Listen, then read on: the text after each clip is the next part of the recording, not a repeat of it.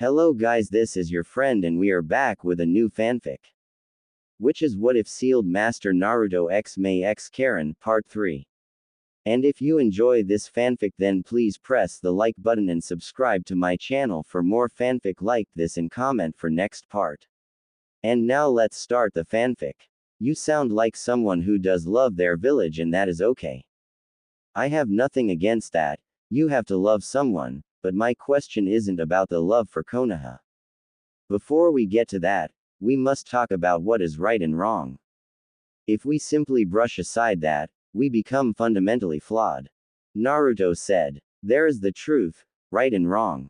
I do not love blindingly. If something is corrupt and you love it, you will try to correct, but there will be limits. If Sasuke cannot be saved and attacks Konoha, he must be killed. That is what you are saying. But why must he be killed? If Konoha's cage suddenly decides to invade another village for the simple reason of expansion, do you support it, or do you do the right thing and kill the cage? Those are my thoughts, Itachi. You decide what you think." Naruto said in a firm tone. "In the meantime, you have your issues to deal with. When I am in Tanzaku, we shall speak again. How were you even able to keep tabs on me?" Naruto merely smiled. "You have your secrets, I have mine, perhaps in our next conversation, we shall share."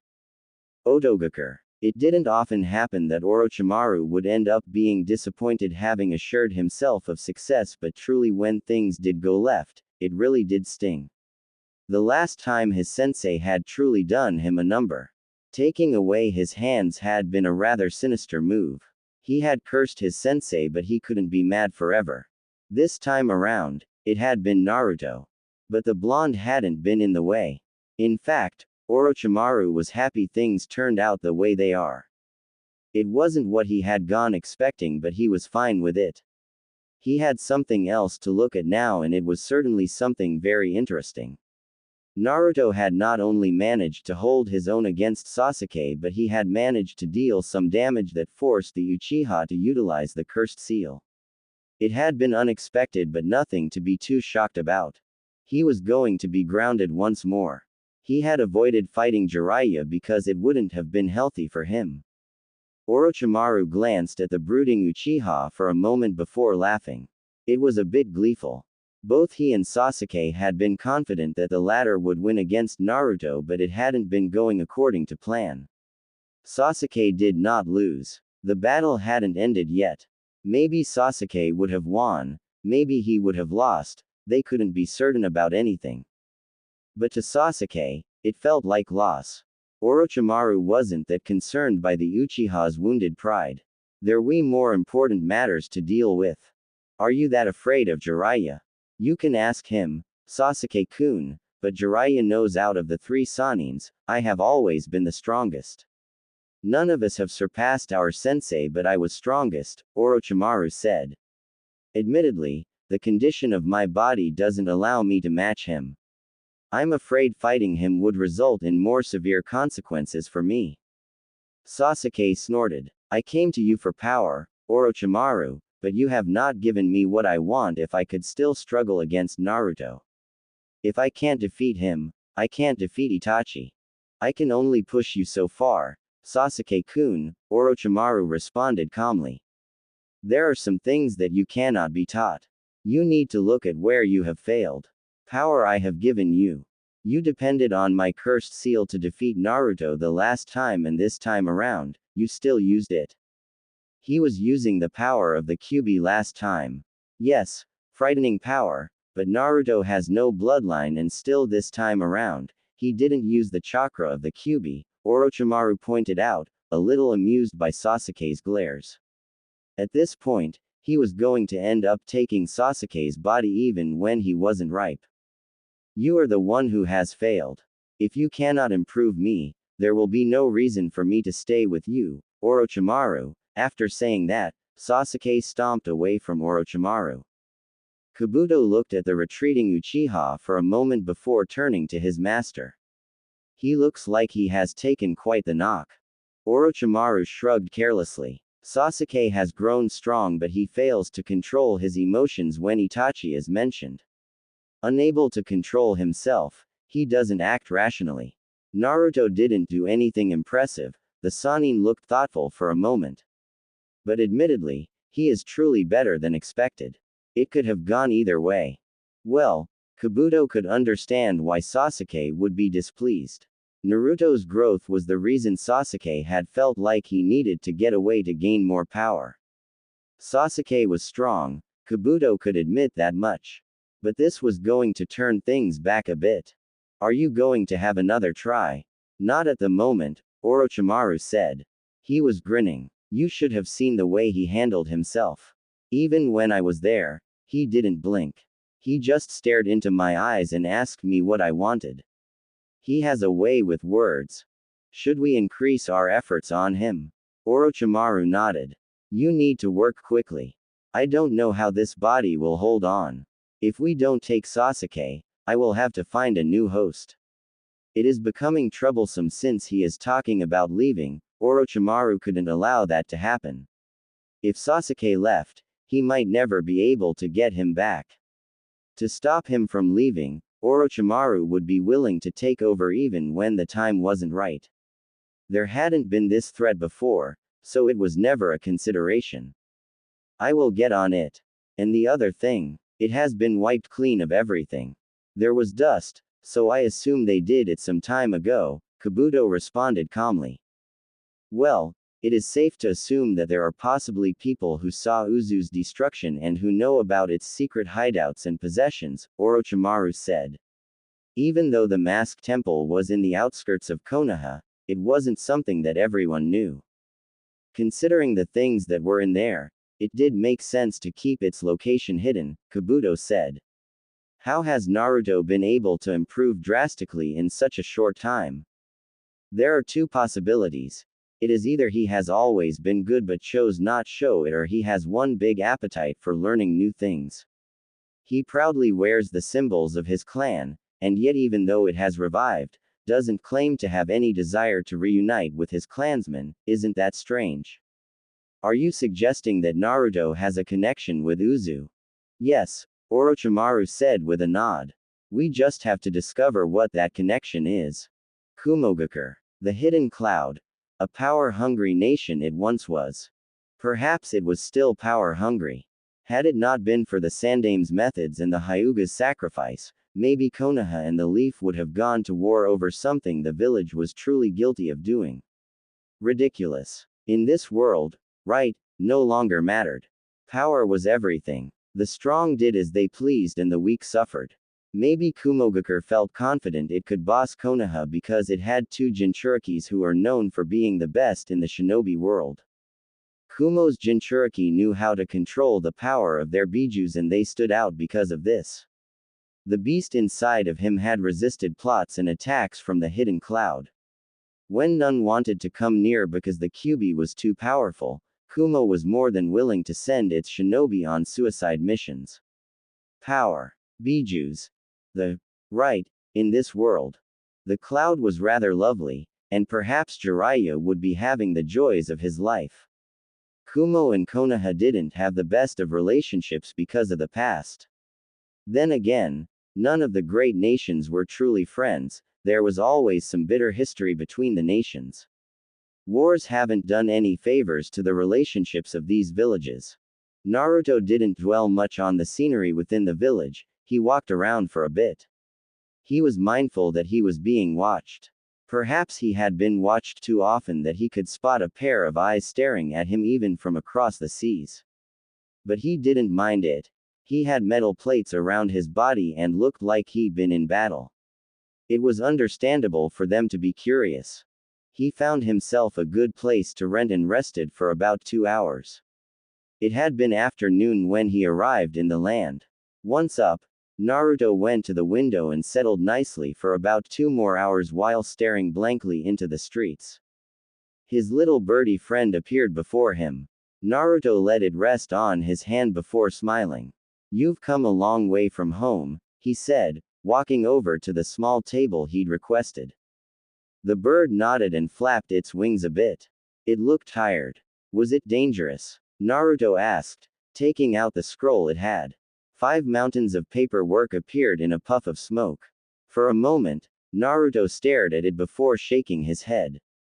He looked at the bird and waited for its response. The bird nodded and showed him the inside of its right wing. It had a wound. People do try to attack the messenger birds. Naruto put his finger on its head, as if to pat it. Ask for a vacation when you get back home. I'm sure they'll grant you, he said with a smile before turning his attention to the paperwork. He glanced at the bird for a moment before speaking once more. You don't need to keep watch, you can go on to rest, I'll wake you up once I'm done. The bird nodded its head and gave him a look that clearly said, thank you, master. Naruto just smiled and went to work. Darkness had already descended on the village by the time Naruto was done. It was time for scums to wake from their slumber. The night was full of many things. Many evil. But Naruto liked taking a stroll through the night. It had been safe in Konoha to do so. The hateful glares were not there. There was nothing but a silent breeze that kissed his body with relaxance. With his armor off, Naruto was wearing dark clothes. They suited the night. He strolled around for a couple of minutes before finding his place. A bar. Entrance was never an issue with shinobi. This was a shinobi place. There were Kumo headbands everywhere. Naruto felt like he was the only foreign person in the place. It didn't bother him. He just danced around the tables and sat by the counter on a stool. It was fully loaded. His usual place was occupied. A pity. For a moment he wondered if he should go tell those people that they were sitting on his spot, but he realized it would make a scene. And he was far away from home. He didn't need to get kicked out. Since he was sitting by the bar, Naruto ordered 1 bottle but told the barman to keep them coming. He had paid already. There was no opening of a tab. He wasn't at Konoha. For about an hour, Naruto drank alone. He was at peace. The noise around him was non-existent. He was lost in his thoughts, but he never missed his drink. He continued drinking absent-mindedly. When his thoughts deserted him, Naruto started to look around. He saw 2 women sitting by themselves. They were not civilians. He could see their headbands. Kumo kunoichi. Well, he could indulge himself just this once. When was the last time he felt compelled to approach people and dine in the pleasures of the body? Naruto ordered 2 more bottles and walked over to the women. He smiled charmingly. While he continued to say he would not win any beauty contests, Naruto knew he had a certain look about him. He would not compare himself to anyone. Ladies, can I join you? Naruto was already sitting even though he was asking. You are a bit far away from home, and considering your drinking, you are not going to make it home soon. Naruto took a sip before responding. That is the intention, well, unless you ladies decide to leave the table a bit early. The night is still young. The following day, coming from somewhere, Jiraiya asked as Naruto walked into his room. Naruto frowned seeing the grin on Jiraiya's lips. He was willing to bet that Sannin was thinking that he should have been there to watch. A sick perverted old geezer. He was going to die peeping one day. You don't exactly come from nowhere, now do you, sensei? You know what I mean. Jiraiya said. Naruto shrugged. I know what I mean, but I don't like discussing my nights with you. I'd rather not permit my conquests to become part of your stories. You are no fun, Jiraiya said. He then grinned again. So, who was she? Was she young or old? I can't tell if you like older women or young ladies your age. Girls my age are still napping and feeding, Naruto responded calmly as he walked over to the window. The morning is always rather unpleasant no matter how much you have. How much did you drink? A lot, Naruto said. I approached 2 women who got drunk before I could. To even the score, I had to drink more. But some shinobi from Kumo blocked my path, and to avoid a battle, I had to back down. Went by a corner, drank some more before being approached by someone who seems to like young men. I knew it, Jiraiya exclaimed. You do like older women. Some of them, but that there was no helping the situation there was rather difficult. And I really didn't want to come back here alone, Naruto said. You would prefer being in bed with a stranger than someone you know, Jiraiya said with a shake of his head. That is some way of doing things. Naruto wanted to remind the Sannin that he got into bed with people who he didn't love because the one person he has loved his whole life didn't love him in the same way he loved her. But he figured it would be a low blow. Jiraiya was okay. There was no reason to make him miserable, especially when he was here trying. Naruto wasn't that cold-hearted to ignore the man's efforts. How long have you been here? A day or two, Jiraiya said with a shrug. How was fighting Sasuke? Naruto said with a shrug. Nothing fancy. He is easy to mess with, so not that much of a problem.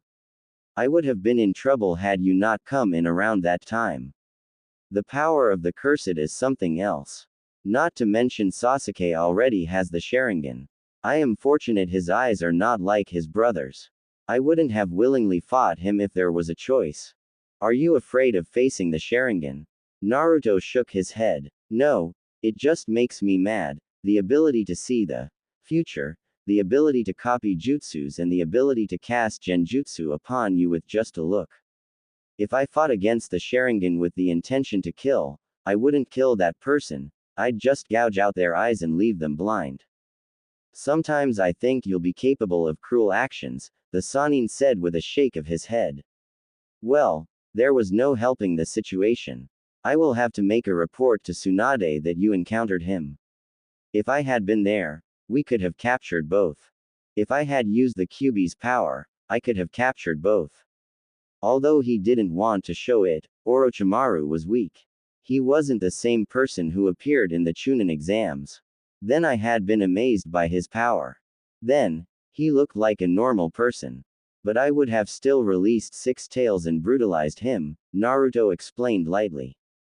Being confident is good, but being overconfident will get you killed, Naruto. You're talking about the same situation in which you sent a clone to intervene, pervert sensei, Naruto said with a stern look to the Sannin. Why did you send a clone anyway? I was held up with the Raikage and I wasn't sure, Jiraiya said. I'm still glad you did well though. Did you have any doubt? Naruto asked the Sannin. You have been sparring with me, do you still doubt my strength? You can never be sure, Jiraiya said. I didn't think he'd take this chance though. He must have waiting for the right moment. We will have to be careful from now on. We can't have moments like this happening again. We might not be fortunate next time. Naruto said nothing but he could agree with the Sannin on that point. How was your talk with the Raikage? A bit unpleasant but nothing to worry about, Jiraiya said before taking out a file. This is the Jinchuriki you are going to meet. I won't introduce her to you. Well, she might not like me since I may have done something without knowing. Anyway, she is around the village and you can see her anytime you want. Keep it light, and she isn't a bad person. You should be able to get along with her. I refuse to take comfort in anything you say to me about women, Jiraiya sensei, Naruto said. I'll see her tomorrow. We are not in a hurry, anyway. Kumo hasn't been all that bad, I could stay for than 2 weeks. We can't stay for too long, Jiraiya said in a serious tone. We have some leads we must follow. We are almost done with training, so it will be best if you start following me around when I gather intel. We'll have to start thinking about going back to Konoha. How long? A month or 2, Jiraiya said. Tsunade insists. I had asked her to give us a year, she sent a message, and she wants us to return. I managed to convince her that I needed you to learn a couple of things about my spy network so that you can be in a position to take over when I am not able. You have fine hopes, sensei, Naruto said. But he would disappoint. Uzushiogakure, the emperor's compound. A traditionally built place at the heart of the village. It wasn't that big, but it was majestically built, worthy of someone who calls himself the emperor. Gurren had been to the throne room a couple of times, but the throne was always empty. It was always cold. Each time she went there, she thought she'd finally meet the person who sits on the throne, but she'd not seen him, not once, not ever. Too many people have not seen him. She'd never come across anyone who says they have seen him in the streets.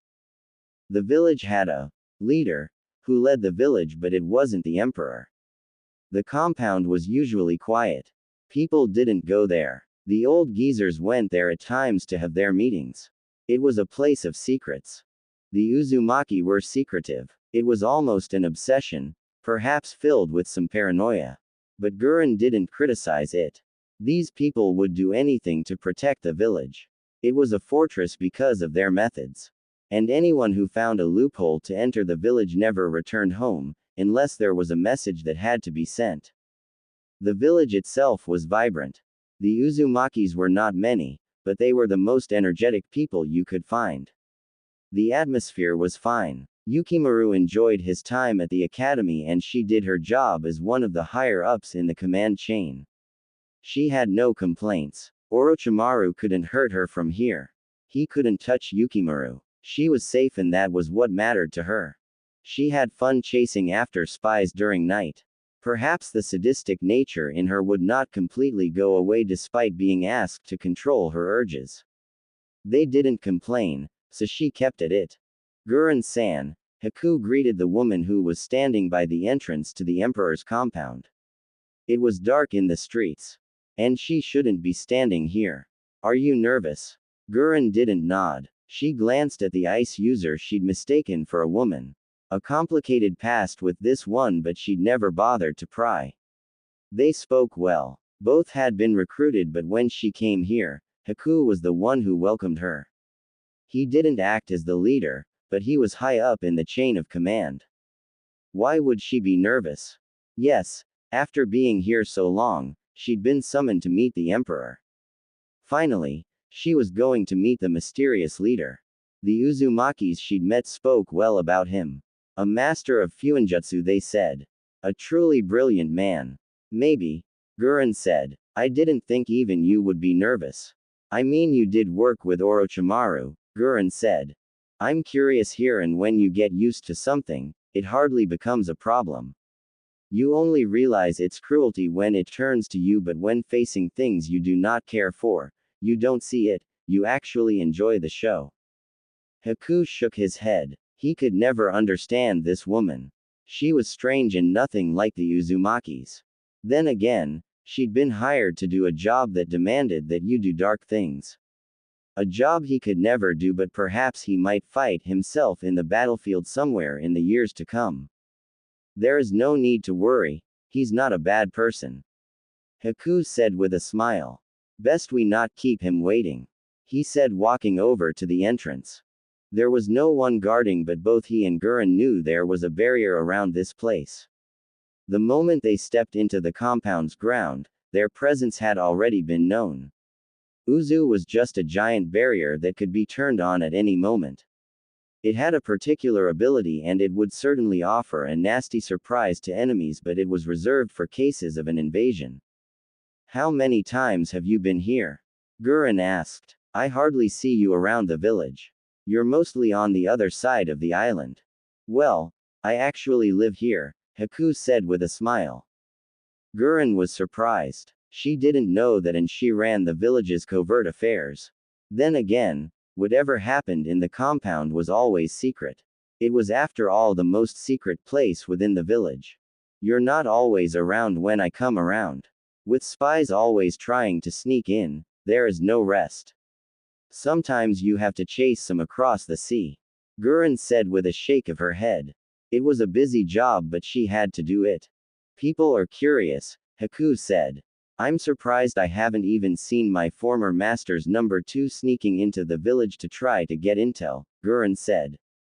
Then again, with how good he is, tracking him would be difficult.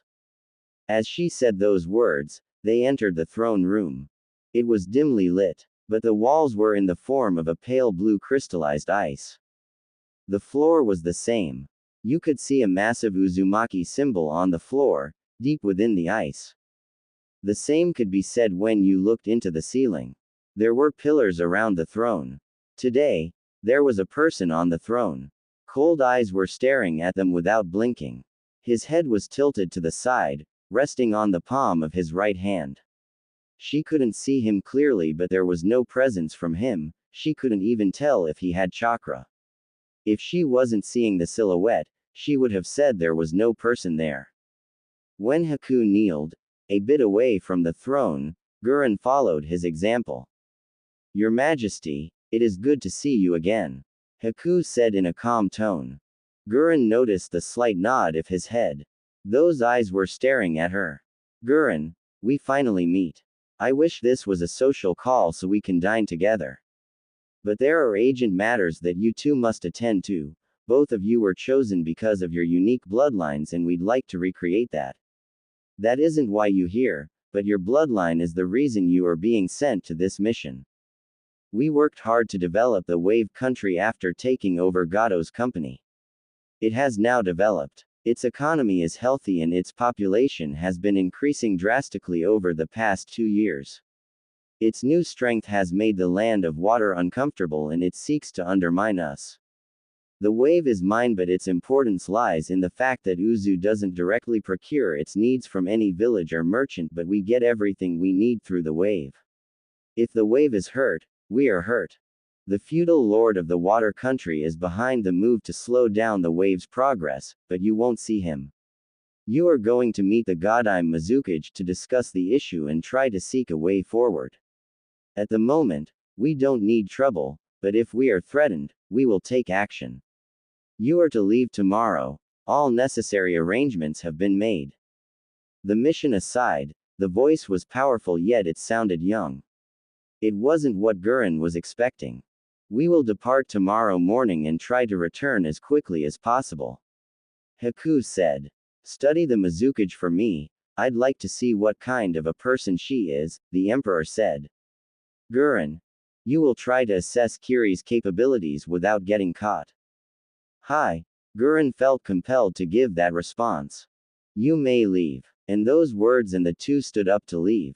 As they arrived at the exit, Gurren glanced back. She saw two redheads leaning into the Emperor, both whispering something. His eyes, they were staring back at her. She immediately turned away. Once out, she breathed and then spoke. That wasn't much of a meet with the Emperor, she said.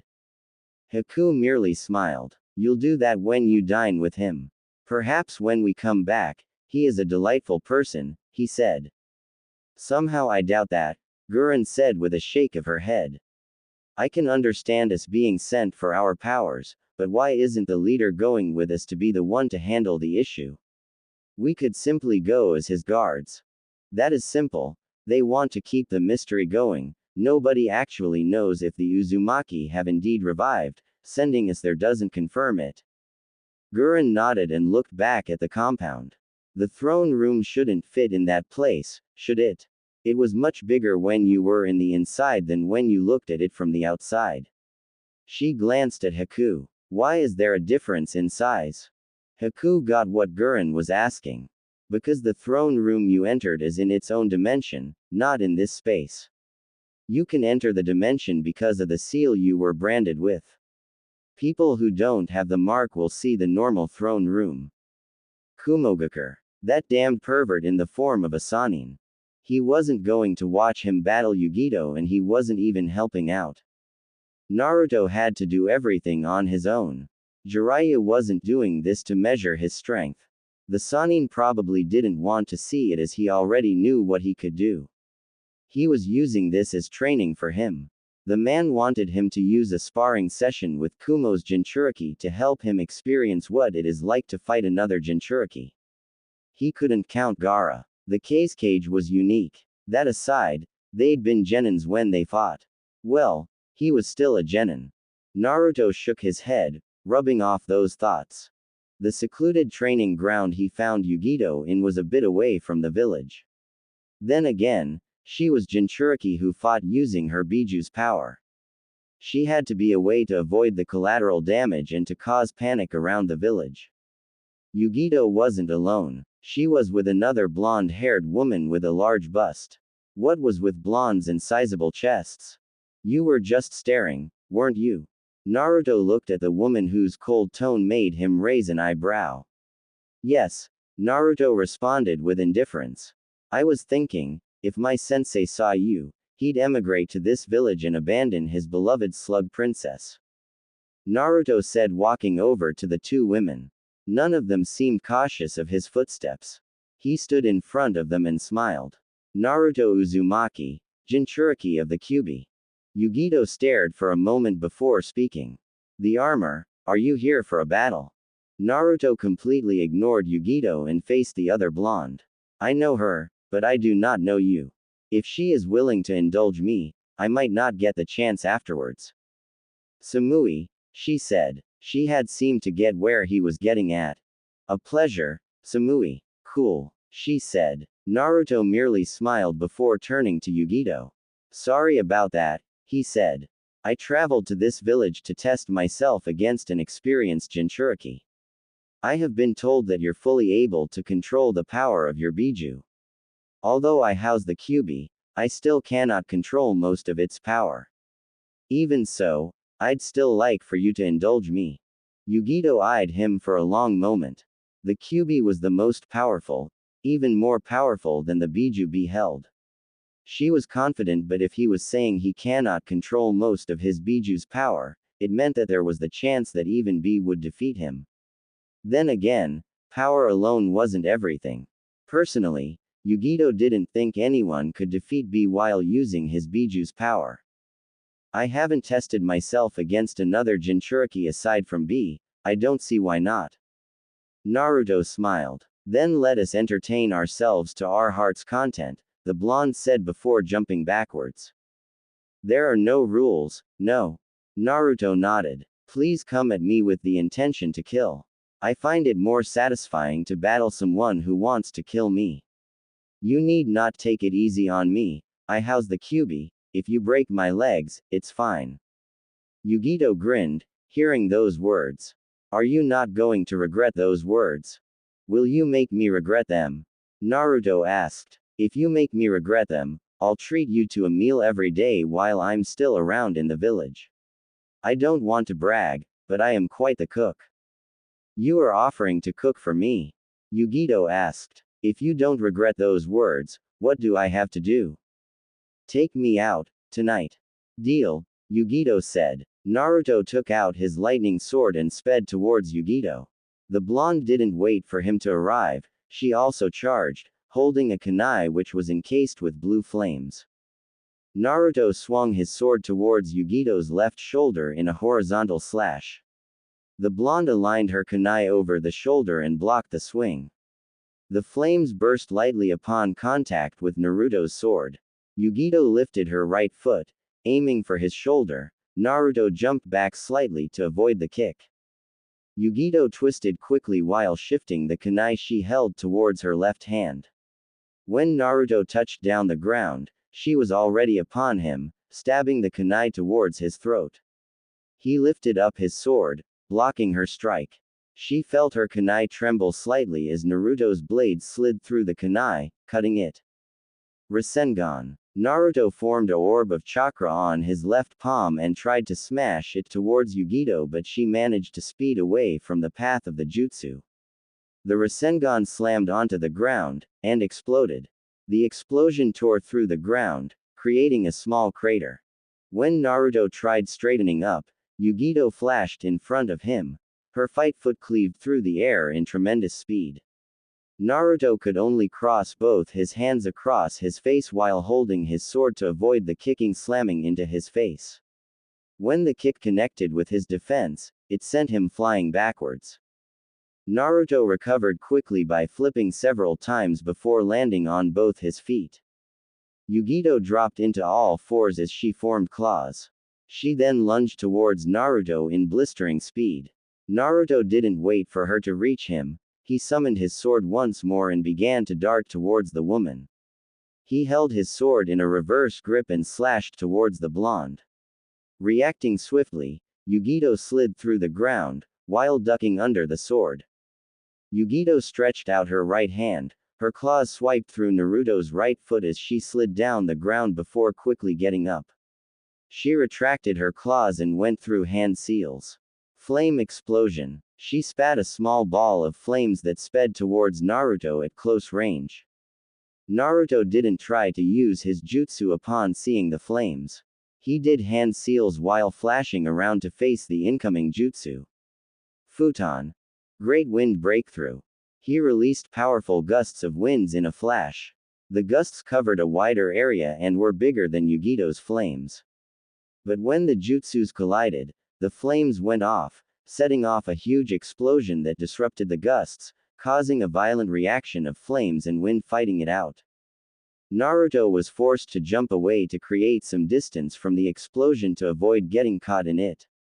Once he touched down the ground, Yugito flashed in front of him in blinding speed. He couldn't react quickly as she swiped her claws across his chest. There were sparks when the claws ran through the armor plate. Yugito swung her left with claws racing towards his face. He leaned back slightly as watched the claws pass by his face. Wind bullet. Naruto didn't spit the bullet from his mouth. He channeled chakra into the tip of his index finger, forming a small orb of wind. He flicked it, and it slammed into Yugito's chest. When it collided with her, it caused her to slide back slightly but not enough to cause massive damage. Naruto lunged. His left foot graced the ground while his right foot charged towards Yugito with wind gathering around it. The kick slammed into Yugito's chest, causing her to wince painfully.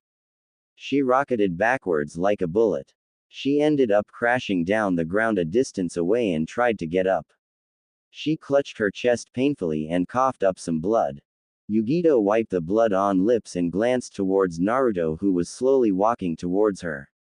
What the hell was that? Wind. It just knocks the air out of you. That was dangerous. It was like being hit by one of the Raikage's lightning punches. A normal person would have suffered more damage than she did. She could still continue, but she wasn't about to receive any more of those hits. Nezumi Kedama. Yugito created a ball of blue flames. The ball shot towards Naruto, who halted his movements seeing it. When the ball split into multiple projectiles, charging towards him, he leapt into the air and then rushed through hand seals. Futon. Decapitating wind. He released hundreds of twisting blades that covered a wide area. The blades charged towards the rushing flames and cut through them. Naruto cursed when the flames only multiplied. He should have just shredded them. Seeing flames rushing towards him, Naruto flashed towards the ground. When he landed, he cursed once more when the flames still pursued him. They arrived in a heap and exploded upon contact. The explosion was huge. Blue flames surrounded Naruto's entire body for about a minute before dying down. When it ended, Naruto was standing in the middle of a small crater, hands folded across his face, with slight burns all over the parts where his skin was exposed. Yugito flashed in front of him, with a huge blue cat claw. She had transformed her right hand. She slammed into Naruto, sending him flying backwards like a bullet. She didn't let up. She flashed above him and created a punch before slamming him into the ground. Boom. He crashed into the ground in the blink of an eye. Naruto closed his eyes in pain when his back crashed deep into the ground. His eyes snapped open when Yugito continued with her charge. She was crashing down towards him, her punch first. Naruto folded his hands together and summoned the Kyuubi's chakra to help him a bit defensively. There was a loud crash when Yugito's large hands slammed into Naruto's defense. The collision caused the ground to shatter around Naruto, burying him further into the ground, but his defense still held on, and he avoided damage. Yugito jumped away from Naruto, and landed a distance away. Her hand returned to normal as she watched Naruto get up. Naruto held out his right hand and formed a small orb of intense crimson flames. He allowed the flames to float in the air before doing a quick jump into the air. He kicked the flames, sending them towards Yugito in blistering speed. Yugito jumped up while stretching out her legs. She allowed she ball of flames of pass in between her legs but cursed when she felt intense heat burning through her. The ball exploded behind her, and a second later, another ball of flames was rushing straight towards her. She was certain. It was going to hit her on her chest and would leave her in an unhealthy state. She summoned Matabi's chakra, covering herself in dark blue chakra before the flames collided with her chest. They exploded in a blistering explosion that surrounded her in a large cloud of flames. Yugito burst out of the flames moments later and rushed towards Naruto in blinding speed. She flashed just above the blonde and attempted drove her huge claw towards the blonde. Seeing Yugito coming towards him like that, Naruto summoned 4 tails of chakra, turning into a miniature fox. He folded his crimson hands just above his forehead as Yugito's punch reached him. The powerful claw slammed into his defense in a loud boom that caused the ground to shatter below him. Naruto's tails moved from behind and twisted towards Yugito in blinding speed. 2 of them pierced through her shoulders. Yugito gritted her teeth before opening her mouth wide while still above Naruto. A ball of flames formed before she shot it towards the blonde at point-blank range. Boom! The flames exploded, creating a huge shroud around Naruto before Yugito flashed away from him to avoid being caught in the explosion. When the flames died down, Naruto was standing there in all fours, in a sizable crater. He then suddenly faced up into the air and started forming a small Bijudama. Seeing this, Yugito cancelled her form and raised both her hands. Wow wow, she shouted. That is a bit too far. She said. Naruto had already started and his jutsu was almost complete. He couldn't just stop it like that, not when he had already started. It would a waste of chakra and effort. He ate the small orb of condensed chakra. The ground below him shattered under the massive weight of the jutsu. Naruto then spat it, before releasing it into the air. Afterwards, Naruto cancelled his form and stared into the heavens as the jutsu exploded. He smiled. Well, that is dangerous, he muttered. We should stop here, Yugito said. I can see that we'll end up causing unwanted attention. She said lightly. I just felt that power. I'm afraid I don't know what kind of damage you might cause, or we might cause. I'd rather not have shinobi coming to this side. Naruto thought about it for a moment before sighing. I guess that will do, he said. Collateral damage can't be avoided at times, but I know what a Biju's power can do. Yugito smiled. You're really skilled. It became obvious that without transforming I couldn't do anything, she said. I have had time to train, Naruto said looking up into the sky. What about our bet? I couldn't make you eat your eats, let us just call it even, Yugito said. But still willing to dine with you, only if Samui joins us. Cool, Naruto said with a smile. It was midnight. Naruto was sitting by the window of his hotel room, alone in the darkness. It was fine, he was used to the darkness. So many times he'd sit through in his apartment, not even realizing that the sun had already set. How disappointing, Jiraiya said as he appeared within the room. Naruto glanced at the Sannin for a moment before looking back outside of his window. The night was truly a peaceful time, perhaps a bit of his favorite time.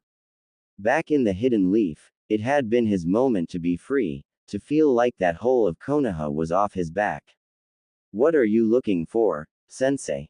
I thought I'd see you getting some action, the perverted Sannin said in a sad tone. Like I'd allow you to get that close, Naruto said in a calm tone. Sometimes it is best to just know people, sensei. Friends are not truly bad people to have around. Jiraiya frowned. I think you have a different definition of what a friend is, it is certainly not the same line as I do, the Sannin stated. It was strange to hear from Naruto. On the outward everything looked fine because Naruto didn't avoid people like they were a plague. He actually talked casually and smiled with people, but there was a certain distance that one could not push through. Naruto didn't like going personal. There was always a side of him that he didn't want people to see, a side of him that Jiraiya wanted to know and thought getting closer slowly would change things. It hasn't been working all too well so far. Naruto didn't reveal too much behind that mask of indifference. He had his moments when he let out a couple of things, but it was far and few between the storylines, far in between for him to piece together. It was almost as if he only released details when he knew you wouldn't be able to make something out of it. That is something else to say, Sensei, Naruto said. But to get to know people is a good thing. There may not become your friends, but they certainly become people you can connect with. In your line of work, you cannot do much with those connections. But what would be the use of making connections, in your part, I mean? Who knows? Naruto responded with a shake of his head.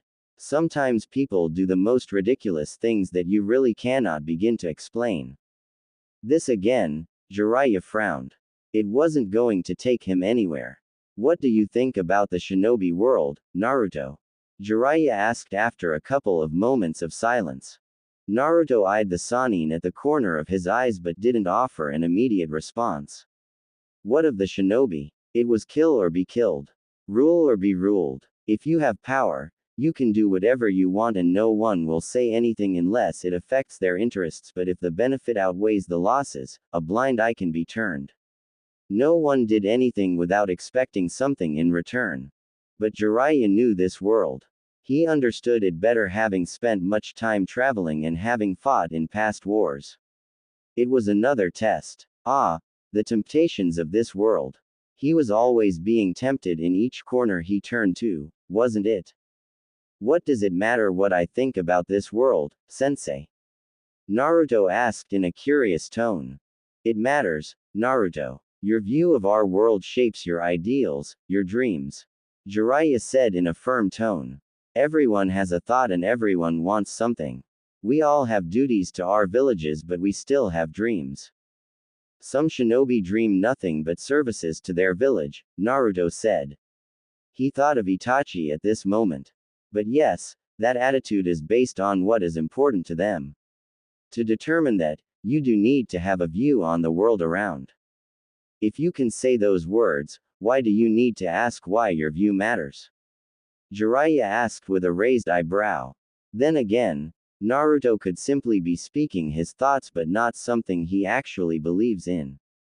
This trait bothered him. There were many times he couldn't tell if Naruto actually believed in what he was saying or was simply just saying it. My question was to you, on your personal level, Sensei. Naruto said calmly. You can say you need to know because you are my sensei, but haven't you said that a student should always carry the teachings of his master? You get an apprentice to share your dreams and carry on with your will. That has been the desire, hasn't it? It was indeed true. He had shared his dreams with the AIM orphans and he'd heard of the good that they had been doing. It had honestly surprised him. But he had been happy. Yet sad that they ended up dying. In our situation, it doesn't really look like you are doing what I want. You have your own goals, and although you seemed interested in my dreams, you have not made any commitment. Jiraiya started firmly. I am your sensei, I must know where you stand.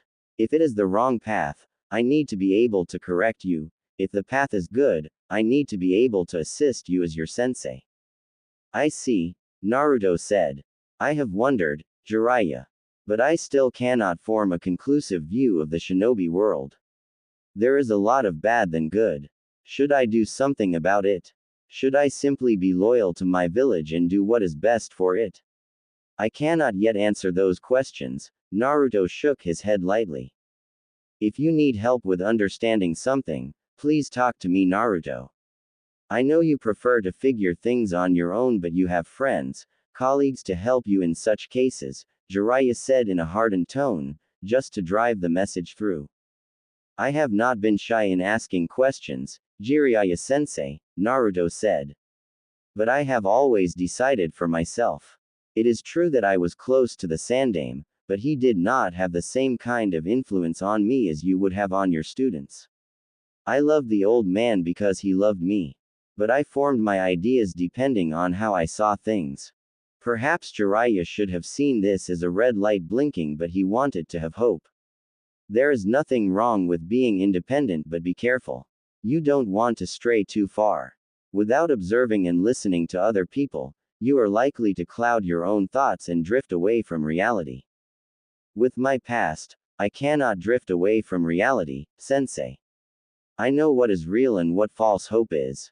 An illusion one paints to live in glory, Naruto said. Why did you bring this up? Tsunade wants to know what your thoughts are about Uzu.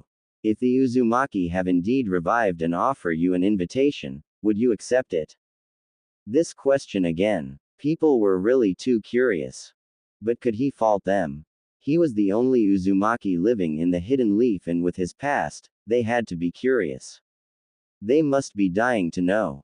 Naruto thought perhaps that if some villagers knew about this, they'd certainly wish that he go home. Most people in Konoha have forgotten about the clan. They didn't even know where the symbol on their shinobi vests came from, and yet, they knew very well that their founding father, Hashirama, was married to Uzumaki. Maybe she was just Mito and Uzumaki was nothing more than a name, just a meaningless name. Ignorance. If they came now, I would reject the invitation, Naruto responded while staring at the Sannin. After saying that, he turned his gaze outside of the room. Why? You are a proud Uzumaki. Anybody who looks can tell that much. And you don't even hide it, Jiraiya asked with narrowed eyes. Should I not be proud of my mother's name, Jiraiya? By all accounts I should be Namikaze, isn't it? Jiraiya frowned. Kushina was married to Namikaze. Naruto's forename was supposed to be his father's, but because the Sandaime wanted to separate Naruto from Minato, he gave him his mother's forename. If Naruto wanted to, he could change, but it was not going to happen. Yes, Jiraiya finally responded. But my circumstances robbed me of that legacy. I should have inherited my father's legacy as his only child, but I did not. Perhaps if I had, I would be proud to be Namikaze, Naruto said in a thoughtful tone. But Uzumaki was the first thing I heard. It was the first good news. And the Sandaime said to me, "It is your clan." I grew up being proud of that. I had nothing else to be proud of. The villagers resented me. Uzumaki was my happy moment. Jiraiya cursed himself once more. Had he been a little responsible, had he thought things clearly, he could have taken Naruto away from the village and raised him. Naruto would have experienced happiness and a happy childhood. He could have returned him when he was old enough to ignore everything else. But he did nothing. He kept chasing women, intel, Orochimaru, and running away from problems. A pathetic life. His regrets. They were heavy. I understand them, but why would you still not take any invitation? Because sensei, if they come now, it won't be because I am Uzumaki but because I could be useful. I honestly can't allow myself to be used like that. Jiraiya nodded. If they'd come when you were younger, I would have jumped on the chance to leave my misery behind, Naruto said. Because then I would have known that they are coming to me because they want me. Because I am Uzumaki and it would be an escape from hell. I am not that miserable anymore, Naruto said. He said it like that, and for some reason, Jiraiya felt thankful that they did not come. It was selfish of him. If they had come earlier, Naruto would have had a better childhood. He wouldn't have experienced as much pain as he did. Jiraiya felt disgusted for his thoughts. He didn't voice them. He kept them to himself. The Toad Sage smiled miserably. I will write to Tsunade and tell her your thoughts. She was really worried, you know. She cares for you and really doesn't want to lose you. Naturally, you don't want to lose people you care for, Naruto said. That is why we sometimes kill, isn't it, sensei? Jiraiya nodded. Yeah. Silence reigned in for a couple of moments. Naruto was fine with it. But Jiraiya didn't let it last for long as he lifted his chin and spoke once more. We are worried because we don't know what Uzu's motives are, Jiraiya said. Recently, I was informed that Iwa's spies were killed and their heads were sent back. We know that spies don't return, but they've never done something like this. And it is going to cause some reaction from the hidden stone. Naruto nodded. I wonder how they will react. We are going to find out. Yeah, we are heading to Iwa tomorrow morning. Jiraiya said. I wanted you to know that. Tsunade wants me to find out what they want to do. I could send spies, but I need to hear from the Tsuchikage. What do you want to find out? Naruto asked. What he plans to do, and if there is something that needs to be done, I will have to do something about it, Jiraiya said firmly. Konoha had no formal relations with the current Uzu, but they didn't want a repeat of what happened last time around. He did believe that Iwa would try to do something about it. They could plot Uzu's downfall. Kiri wasn't being put in the picture because it was currently recovering from its civil war and had closed its doors to focus on rebuilding. They would surely not try to do anything that would attract bloodshed. Naruto merely nodded his head but said nothing about the matter. I guess I should rest and I might have to face Kuretsuchi, he said with a sigh. Why do you say it like it's a bad thing? It's not, Naruto said with a shake of his head. She is just a bit of a difficult person. She might be thankful or mad that I tricked her into getting drunk. Either way, you'll get out of it. You continue to overstate my persuasive skills, Naruto said.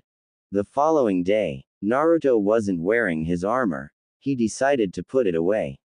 He was comfortable with wearing it, so he would no longer have to adjust to anything when he does have to wear it during battle. In the future, he would have days where he sets out to battle, and in those moments, he would depart wearing the armor, but unless otherwise, he would be dressed a bit formally. He was already away from the hidden cloud, traveling slowly with the toad sage.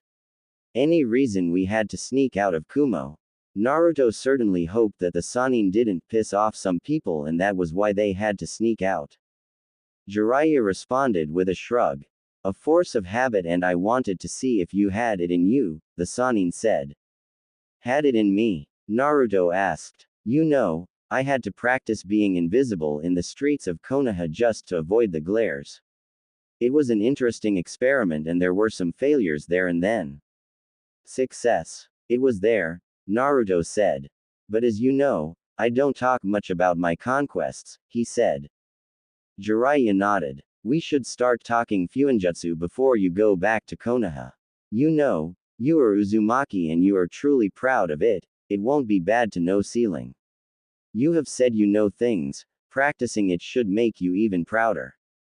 I cannot disagree to that, Naruto said.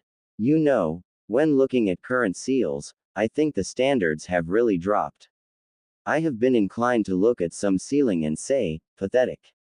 Most of the seals in Konoha were originally developed by the Uzumaki, and when you look at it, there is no other village that can match them. Every village has something that it excels in, and the Uzumaki truly worked wonders when it came to Fuinjutsu. Their skills were just a bit too complex, Jiraiya said. Even though I call myself a Fuinjutsu master, by Uzumaki standards, I am nothing. No need to be bitter about it, Naruto said with a shrug. Where to after Iwa? We will see. If information comes around, we will probably head to either Omegakure or Kiri. Jiraiya said. Konoha. Tsunade hated herself for this, but there was just no helping things. She needed to make use of Danzo's services now more than ever. Of course, she couldn't trust him, but she still had to use him. If he does something he isn't supposed to do, she was sacking him. If he did anything treasonous, she was going to hang him while his friends watch. She wasn't going to have him do as he pleases under her watch. Her sensei allowed it and indulged the man. He allowed Danzo to do as he pleases. She would not. Of course, this represented another threat. Danzo could influence things, but there was no going about things without taking the risks.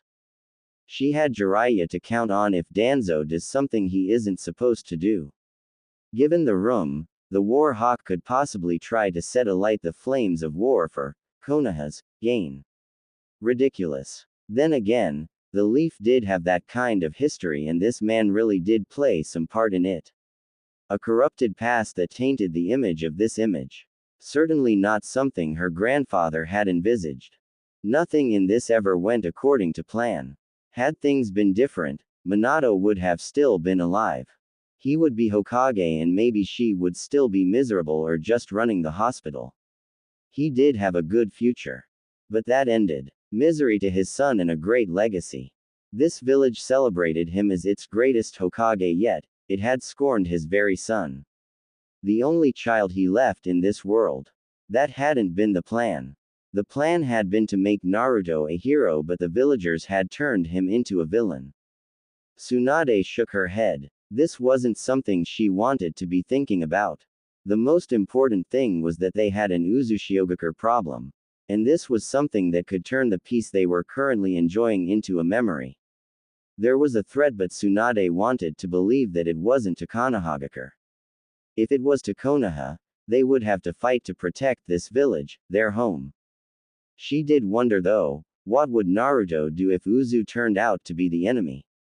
Would he fight his clansmen? Would he side with Konoha? It was a situation she didn't want to see, but it all depended on Uzu's actions. What the hell is keeping that damn cripple? The Godime Hokage demanded from Shizune.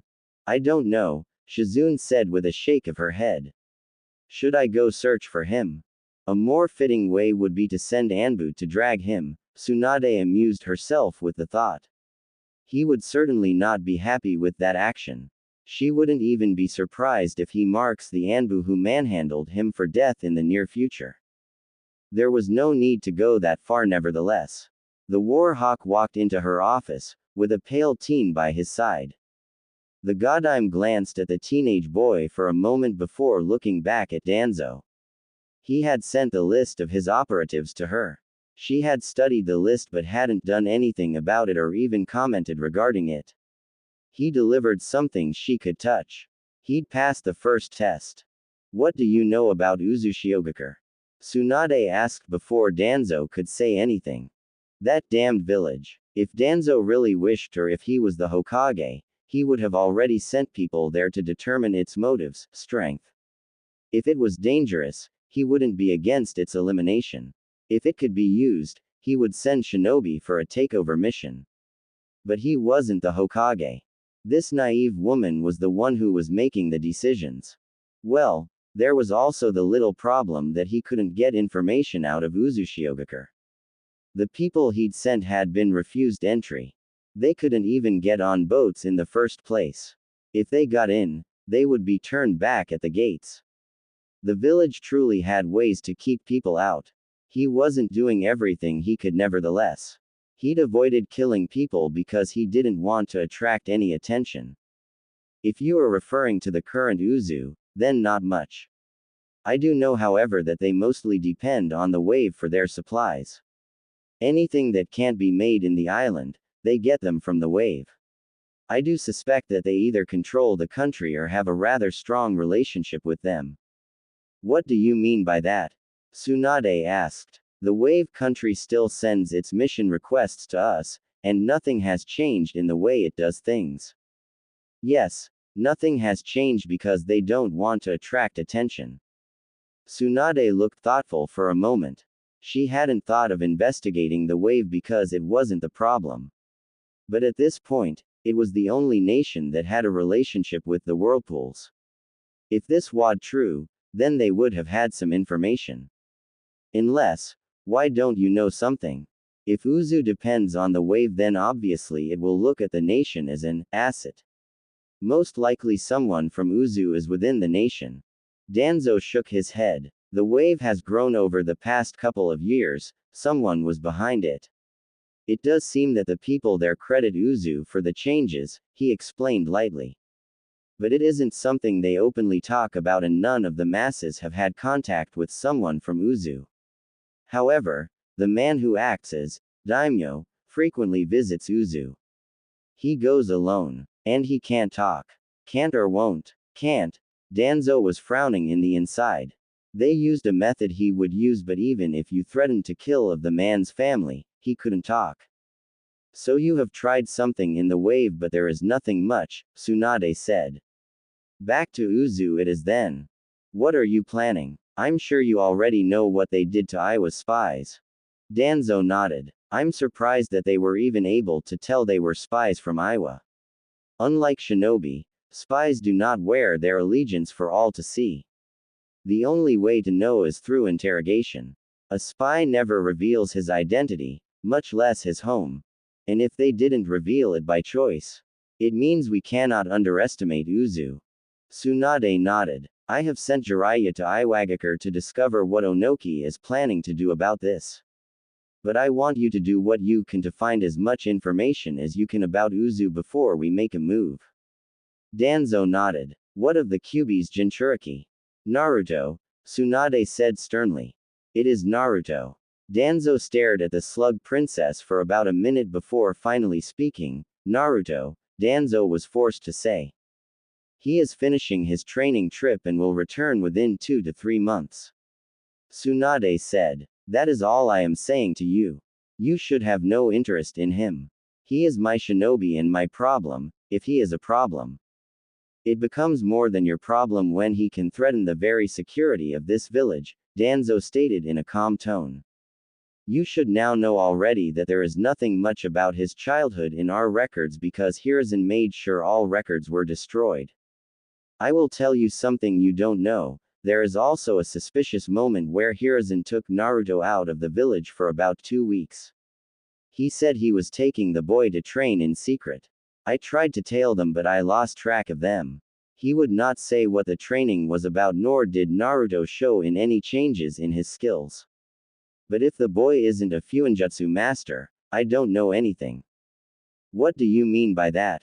Hiruzen stonewalled all my attempts to get closer to Naruto and made sure that I wasn't able to observe him, Danzo said. However, I did observe Hiruzen himself.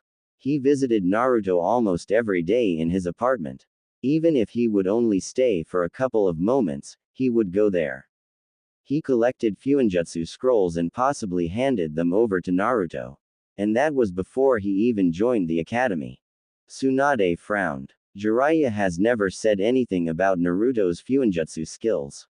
A Jinchuriki who knows the art of sealing wasn't something that would please anyone. I see, Tsunade said. And him. For Naruto's observation when he comes back. I would have suggested he joins them but you are not going to agree to this. And what makes you think I will even agree to this? Team 7 is still short of 1 member. You don't have anyone suitable to put in the team. I will think about it, Tsunade said. I expect results soon. Danzo, she said dismissing the man with a wave of her right hand. Once he was out of the office, Shizune spoke. Well, that was surprising. The third really did keep many things about Naruto to himself. It was almost as if he didn't want anyone to find out, Tsunade said with a shake of her head. But Jiraiya has been with him for these years and he still hasn't done anything to raise anyone's suspicions. It does make it a little hard to believe that there could be something we don't know, Shizune said. Iwagakure. Halt. Jiraiya frowned deeply at being stopped by the guards at the village gates. He really didn't like going through this check. It was annoying. He was the legendary Toad Sage, and he had a pass to go everywhere he chooses. This kind of thing was the reason he often chose to sneak into villages. The Raikage hadn't been amused in his last attempt. But he had managed to laugh it off without setting the man off. He'd nevertheless been given days within the village and was told that he would be watched. Jiraiya, the Toad Sage said to the guards. This is my apprentice and we have come here to see the Sandaime Tsuchikage. Jiraiya-sama, one of the guards said. He then turned to face Naruto, his eyes sharpened slightly. Naruto Uzumaki. Naruto merely nodded with disinterest. He just looked away from the man and turned his attention into the atmosphere around the village. It was different from Suna. The wind had a different vibe to it. Within Kumo, there was a bit of static within the air and it had made him uncomfortable. Seeing that the guard looked a bit ticked off by Naruto's response, Jiraiya quickly responded. Don't mind him, he said with a smile, before taking back his papers. We will find the way ourselves. Tsuchikage-sama is waiting for you, we will quickly take you there. Jiraiya shook his head. I want to walk. No, we insist that you allow us to take you there, Jiraiya-sama. I also insist, Jiraiya said in an even tone. The man stared for a couple of moments before relenting. He could not force a Sannin into anything. Fine, but we will escort you. Jiraiya smiled. I can live with that. The man talking to them led the way while his partner remained behind. Naruto and Jiraiya walked through in a slow pace. There was no hurry. Jiraiya was probably checking places he could stop by once they were done with their business. You do realize that when these people see blonde hair, blue eyes, and a Konoha headband, they think of the Yondaime Hokage, Naruto said to Jiraiya, seeing the curious looks they were getting. The Sannin wasn't an unknown man either. Jiraiya shrugged his shoulders. It is bound to happen sooner or later, he said. Besides, this will be a good test. There is no need for a test, Naruto said. There is no contempt, perhaps only from those who lost their loved ones in the war. It would be like with the Kyuubi rampage. Jiraiya frowned deeply. He was getting it now. Naruto really didn't have a problem talking about his childhood days and what Konoha did to him. Worse, he didn't mix his words and even spoke with some indifference. It bothered Jiraiya, but he could not tell Naruto to cry when he speaks about his miserable past. Perhaps it was good that he wasn't afraid to talk about. What was missing was emotions. Maybe, Jiraiya said, but it is good to know. We know where we stand and should be able to tell if there are enemies we should look out for. You are not wrong, Naruto said before falling silent. Jiraiya said nothing either as they were led into the Tsuchikage Tower. Upon arrival, he stared at Naruto. Respond politely as they ask you a question about Uzu or Minato. We don't want to go back to war with Iwa. Do I look stupid to you? Naruto asked the Sannin. Jiraiya blinked once before shaking his head. I will accuse of many things, including being disrespectful to your sensei, but you are not stupid. Good, Naruto said as they entered Onoki's office. The Sandaime Tsuchikage didn't offer both Naruto and Jiraiya any smile as they appeared before him. He had only even accepted this because he thought he could get some information regarding Uzushiogakure. His stern eyes glanced at the blonde. What caught his attention was the Uzumaki clan symbol. He nearly glared, but he was sure he would still be able to recognize the symbol even if he was blind. The Uzumaki represented a problem. But it wasn't one that gave him nightmares. He could solve this one. He just had to move carefully. This is rather bold of you bringing in Uzumaki here when they are proving to be a problem, Onoki said, facing Jiraiya. The Toad Sage shrugged a bit carelessly. Naruto is my student and a leaf shinobi. He has no connections to Uzu. But he is Uzumaki. I didn't deny that, Jiraiya said in a hardened tone. Naruto isn't the reason I came here. But his clan is, Onoki interjected before the Sannin could finish. Yes, Jiraiya eyed Naruto. The blonde looked indifferent as always. He was a little thankful for it this time around. We know what they did to your spies. Everyone seems to know, Onoki said. He glanced at Naruto once more. That look was pissing him off, but why was an Uzumaki still running around the elemental nations while his clan was rebuilding? If he had been his shinobi, Onoki wouldn't trust him. Everything would just be suspicious, especially if he was going to walk with the symbol of the clan proudly drawn on his chest. Before its destruction, Konoha was allied to Uzu. Do you have contact with the nation? Jiraiya shook his head. We are in the dark about it as everyone else is. We don't know what is happening in the village. You have Uzumaki with you. You could send him to find out, Onoki suggested. You wouldn't have a problem with it, would you? It would be dangerous as we don't know anything. Jiraiya responded. Naruto is a little too important for Konoha to lose. If you don't have anything and are not willing to use an asset, you have to find out something. Why are you even here, Jiraiya? The leaf is interested in two things. What you plan to do about Uzu and your connections with the Akatsuki. I plan to determine if Uzu is a threat.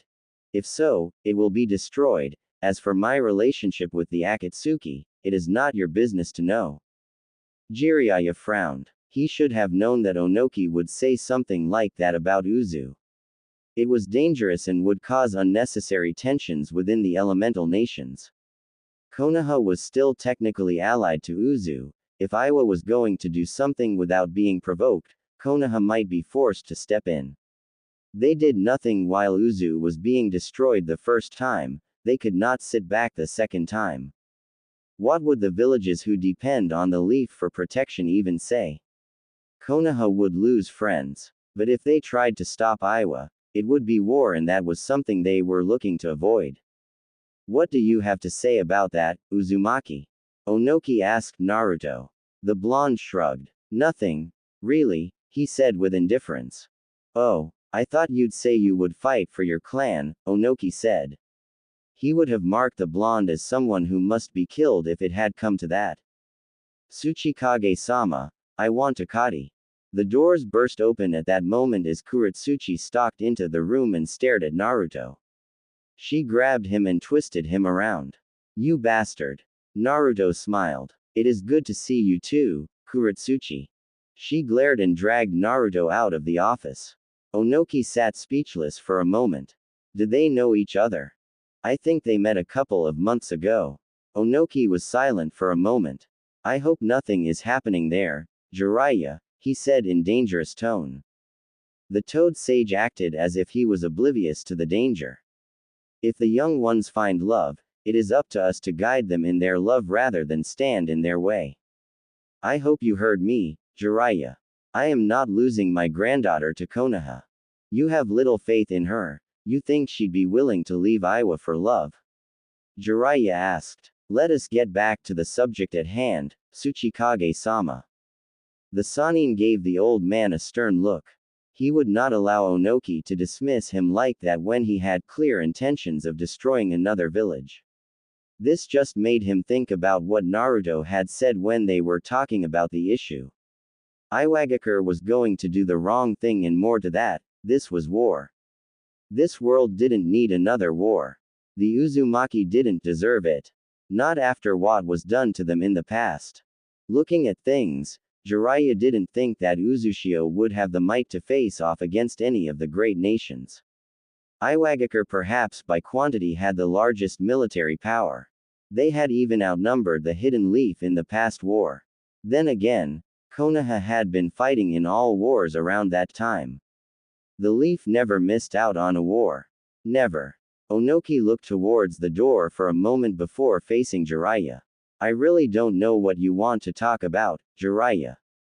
If you have nothing to give, I have nothing further to discuss with you. You have indeed said that, but I am concerned about the state of affairs in the elemental nations. That aside, do you really think that Uzu would have the power to invade Iwagakure? Jiraiya asked. Onoki shook his head. They do not. They never did. Despite their power, they never had the power to threaten any village with invasion, but that is beside the point, the Tsuchikage said. If Uzushio seeks revenge, even though it doesn't have the power to attack us, we will do something about it. And if it remains locked down, we will need to see what is happening in there. What do you know? Maybe they are busy building up a military strength. Or maybe they just want to keep out people who only have bad intentions against them and think they have the right to decide who lives and who dies simply because they think of them as a threat. Jiraiya said in a stern tone. Onoki's eyes sharpened. Watch what you say, Jiraiya-san. The Toad Sage shook his head. I am just telling it like it is. Don't forget that Konoha is still technically allied to Uzushiogakure. If they ask for our help, we would have to respond to their request. Didn't you say you have no relationship with the current Uzu? Jiraiya nodded. But we are making arrangements to meet the leader of Uzushiogakure to determine where they stand. If we determine that they are a lost generation, we will do something, but if they have no intention of invading any other nation, we can't stand to watch someone attack them. So you are saying that Konoha would be willing to fight, Iwagakure? Onoki laughed. In the last war, we outnumbered you. It took the efforts the Yondaime Hokage to end the war. Years ago, you suffered greatly in the Kyubi rampage. You have lost the Sandaime Hokage, Yondaime, and the likes of Orochimaru since we last fought. Do you think that you can stand in our way? Jiraiya stared at the old man. Regardless of how you look at it, that was a not so subtle threat. What are you saying? If we determine that Uzushio is a threat, We will destroy it and anyone who gets in the way, Onoki said in a firm tone. The current leaf doesn't threaten me. I see, Jiraiya said. I really do want you to consider things carefully. An unnecessary war will cause needless bloodshed. You should know better than anyone that war causes pain on both sides. Even if you win, you will lose something. I don't need a lecture about war from you, Onoki said with a shrug of his shoulders. Meanwhile, once out of the office, Kuretsuchi dragged Naruto atop of the Tsuchikage Tower. She didn't want to be seen with him in the streets, lest people start rumors about it. Civilians had a thing about gossiping and so did Shinobi. It wasn't that she paid attention to it. Sometimes you just could not ignore it because people were always around talking behind your back. The black-haired Jonin turned to Naruto with a glare on her eyes. She really wanted to pounce on him and beat the crap out of him for doing what he did and then disappear just like that without even saying a word to her. She had searched through the town, looking for him, but there was no sign of him. She had come to realize that he had disappeared from town with his sensei. Bastard. She had been afraid when she woke up in the morning. Had something happened to her? Had he not touched her? Relief had washes over her like a tonic when she had come to realize that she was still intact. There had been nothing out of place. It had been strange, for someone who had been acting like a pervert, why didn't he? It wasn't that she wanted him to do anything. Getting drunk hadn't even been part of the plan. She was never going to drink again. Not like that. You disappeared without saying a word. I am here now, Naruto said with a small shrug. It would have been painful if I had taken advantage of you after getting you drunk. But I don't swing that way. Despite everything, I have some moral integrity. Kuretsuchi snorted. What do morals have to do with being shinobi? Naruto eyed the woman. Shinobi are still people. You are a kunoichi. It doesn't mean you must lose all sense of right and wrong because of that. You sound like an idealist, Kuretsuchi said with a shake of her head. But you got me drunk. I did, Naruto said with a smile.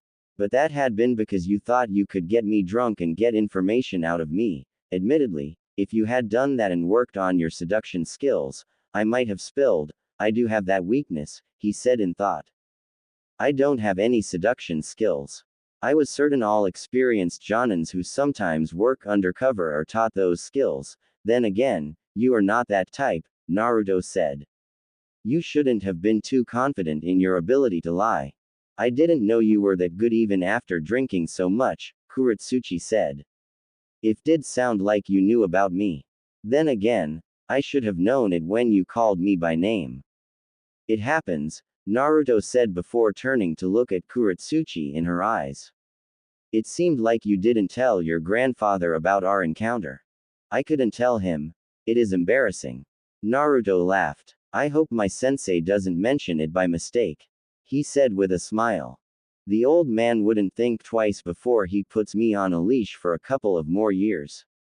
Kuretsuchi said. With how things are, I shouldn't even be talking to you. It might cause some problems. Then why are you talking to me? I couldn't just ignore you after our last encounter. Naruto shrugged. It's not like we shared a bed the whole night and then I decided to make a run for it in the morning, he said easily enough. Think of this as a chance to get close to the enemy. Kuretsuchi narrowed her eyes. She looked ready to battle him there and there. Are you an enemy? What if I am? I'd kill you now. All of Iwa's enemies must be dealt with. With those terms, even if I was an enemy, I wouldn't tell you. If it wasn't because you are a leaf shinobi, I'd use other means to get you to talk. Although you are still ranked as a genin, your relationship with a sannin is troublesome. If you were ordinary, I wouldn't care. Spoken like a villain. This was something Naruto was seeing that would become a bit of a problem. This woman was willing to do anything to secure her village's interests. It was no longer just about security but anything that could benefit Iwagakure. If stabbing a friend in the back had to be done for Iwa to gain new business that would help, she was probably willing to do it. If this woman couldn't change her thinking, Naruto was to watch his back with 4 eyes and to have someone watch him as well. The good thing about dealing with people you knew had this mindset was that you always expected it. There was no need to feign surprise or shock when they try to stab you. You wouldn't even have a problem cut them up because you never trusted them to begin with. The woman shrugged. I am Kunoichi of Iwagakure. It is my duty to protect it. I wouldn't be doing any service if I allowed a known threat to walk free. Naruto shook his head slightly. Overzealous, he muttered. But for now, you are not grabbing me by the throat because you don't want to be the one to start a war with Konoha. She nodded. But I thought you were going to become my friend, getting to know me better so that you can see if I am an enemy you need to kill or a friend you must keep. Naruto said. Kuretsuchi was silent for a couple of moments before responding. I hadn't been thinking about it. I didn't think you were serious. You could have been lying even. You really can't trust what a shinobi says. You can't trust a kunoichi either, he said. You continuously lied with a straight face. I was honest with you and even treated you well after you got drunk. Don't try to make me feel bad for you. I'm just stating the obvious, Naruto responded calmly. It is up to you to decide how you take that. But hopefully, you take my offer and decide to be a little honest.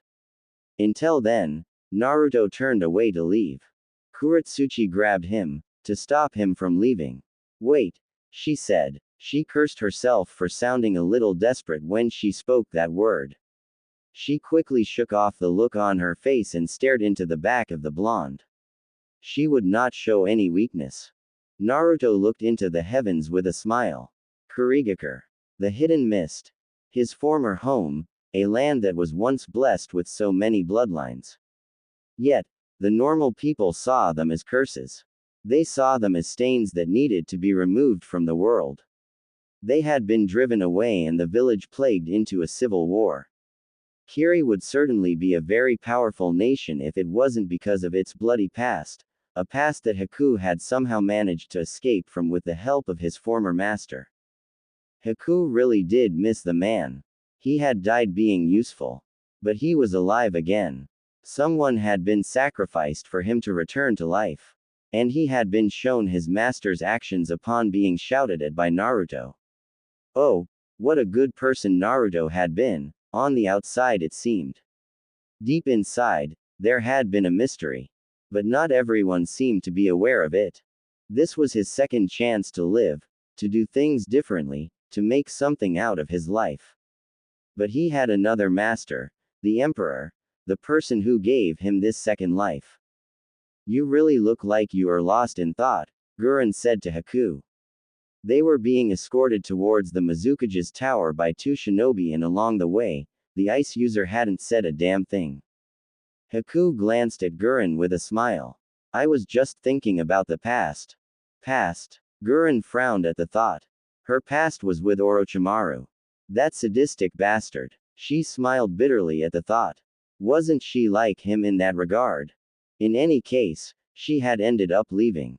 She had escaped him. Yukimaru was the reason. Perhaps it was the guilt, a ridiculous feeling. Gurren had never thought she would be able to experience it.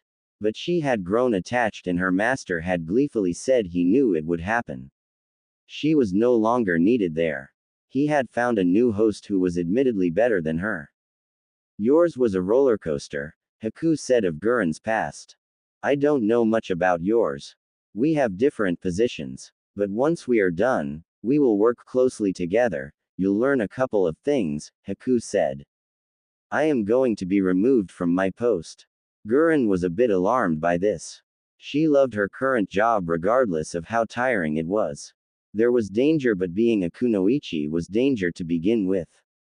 Not necessarily, but you won't take on as much responsibilities as you do now, Haku said. They are still busy fixing up everything on their part. And some people are still busy with training. Once that is done, they take over. And what are going to do? Work closely with His Majesty, Haku said. We'll also be his guards when he travels outside of Uzushio. What of those 2? Oh, those 2, their job isn't to protect His Majesty but they have other roles, Haku said. I actually come from this village. But I left when I was younger. It was a long time ago. Is that one of the reason you were sent? Likely, Haku said with a nod. I'm going to be the representative and you will be my guard. Don't forget that you still have that mission. It's going to be difficult when we are being watched like this, Gurren said with a frown. And we have to leave before the day ends. Well, we can't afford to be away from Uzushio for a long time, Haku said. Well, find way to make things work. We can't go back home without any result. Gurren really hoped that failure wasn't treated with death. She hated that kind of principle, but she had been told that she wasn't to punish anyone for failing to do their jobs. It was part of the job and no one had to die for failing. They just had to learn from their failure, but if they continued to fail, they would be removed and shown to another department. Hopefully, Gurren said. Failure doesn't click well with my language, she said as they arrived at the door of the Mizukage's office. She wasn't used to this kind of thing. Well, at least Haku would be talking. Gurren didn't do diplomacy. She used force to get what she wanted. Mei looked up from behind her ask as the two people from the hidden whirlpools entered her office. She was certainly curious about how they would handle things. That aside, this was the first time she was dealing with anyone from the nation since its revival. She also knew that the nation didn't send its people outside to handle issues. The Wave country always handle things, but the nation never admitted it was on behalf of Uzushio. However, from where she stood, Mei could tell that Uzu lived off the Wave. She didn't bother standing up to greet the two, but she did smile. Her smile became a little sly when she caught the eyes of the handsome young man walking beside the purple-haired Kunoichi. She could tell though, they were both capable shinobi. Haku smiled and greeted the woman. Hello, Mizukage-sama, he said quietly. Haku Yuki, representative of the Emperor of Uzushiogakure, he pointed at Gurren. This is my comrade, Gurren. She is acting as my guard. Hold on, Mei said with a stare. Did you just say Yuki? Are you from the Yuki clan? Haku nodded with a smile. Yes, I was born in this village, but after my clan was killed, I was forced to flee. Admittedly, I almost died, but I was saved. Who would have thought that a member of the Yuki clan would still be alive at this time? And not to mention now, wearing a headband with the symbol of the Uzumaki clan. Disturbing, but this was due to their past. A past where bloodline wielders were not celebrated but hated as people hate Jinchurikis. Mei thought it had been nothing more than jealousy. Either way, she now had someone from her village allied with another nation and he was just willing to admit it like that. That was perhaps the most disturbing part. They had no records of him, so he was probably just a civilian by the time he left the village. She frowned at the thought. If only she had found him first. I see, Mei said. You don't mind if we talk alone, do you? Haku asked. He was thinking that Gurren would need to go out of the office and have a look about. He didn't want to stay any longer than he had to after speaking with the Mizukage. Mei thought about it for a moment before shaking her head. No, she said. I'll be taking a walk around the village, Gurren said. If possible, I'd like to have someone show me around. The guard will show you around, Mei said. She watched Gurren leave the office, leaving her with just the handsome Haku. She allowed him to sit down. Thank you, Haku said. I'm surprised that the Emperor didn't decide to come here himself. It is even more surprising that you are willing to come here yourselves. The Wave has always been the nation we negotiate with, Mei said. She did not forget the history between the two nations. It was a troublesome history and one that didn't make her happy. Had she been the one in charge, she wouldn't have threatened Uzushiogakure, she wouldn't have done anything against the nation. But her past leaders took part in the destruction by providing ships. They didn't have a problem since Uzu wasn't much of a problem to them. The nation hasn't made its intentions known. Perhaps that was why Iwagakure has sent her a message to inquire if they had made any contact with her. It was likely that the hidden stone was plotting destruction if Uzu proved to be an enemy. Mei didn't want to think it was the case. She didn't want to think that Uzu was out for revenge. The Land of Water's recent actions have been troubling. They do threaten Uzushiogakur, that is why we decided to come here. We are also thinking that perhaps some actions are being motivated by our existence. Mei shook her head. I don't know what the daimyo is thinking, we don't get along that well. We are trying. I think this has to do survival than anything sinister. The wave country is growing, at a faster rate than anyone would have thought. It is taking some of the Land of Water's economic interests. For our own survival, we have to take measures to ensure that our own futures are secure. Haku smiled. He seemed relieved more than anything. I'm glad. Mei tilted her head to the side with a raised eyebrow. Glad? Haku nodded. I am glad that it is something that can be resolved in simple matters. He said lightly. The wave and the Land of Water don't have any deals, but you do trade. I understand you are saying that you don't know what the daimyo is thinking, but you don't have any bad intentions towards the wave and Uzu, yes? Mei nodded her head. And if I had bad intentions? It would have made things a bit complicated, Haku said with a shake of his head.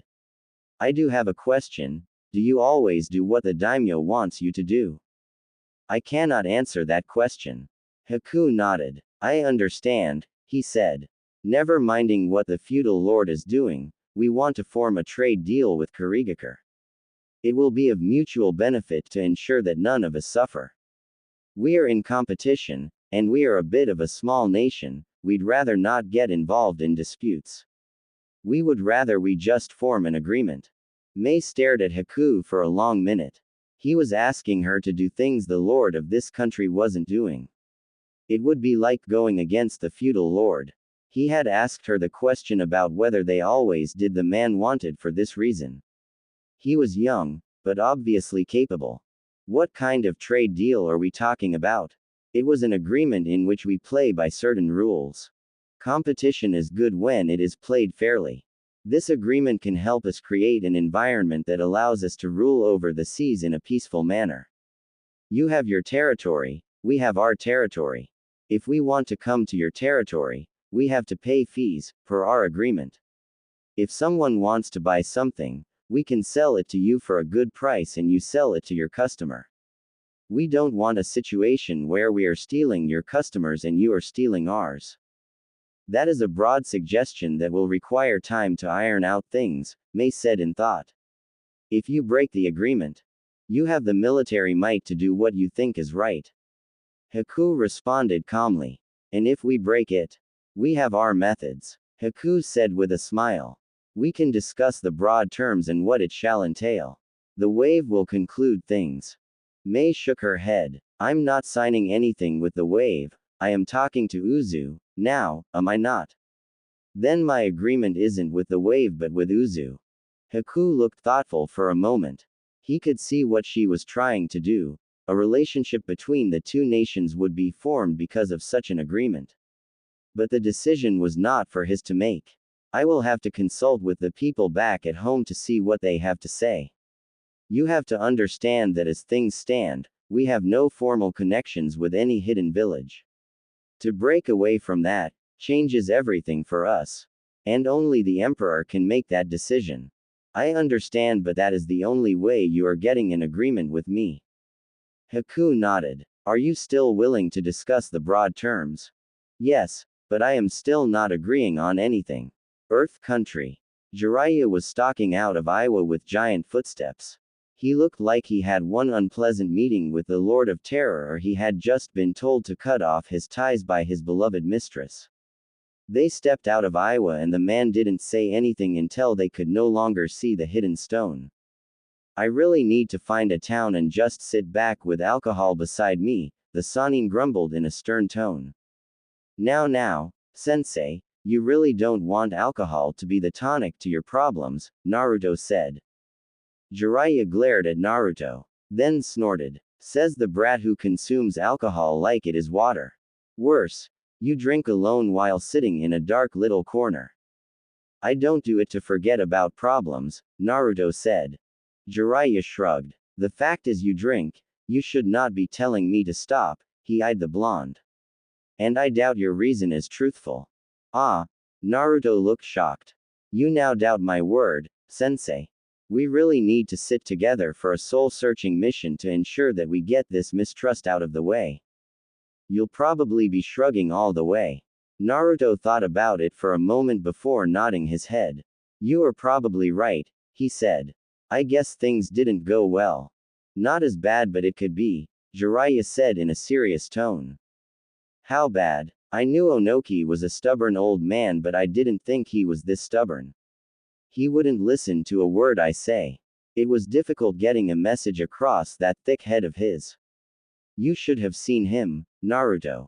If I hadn't been firm, you would have to worry about your clan.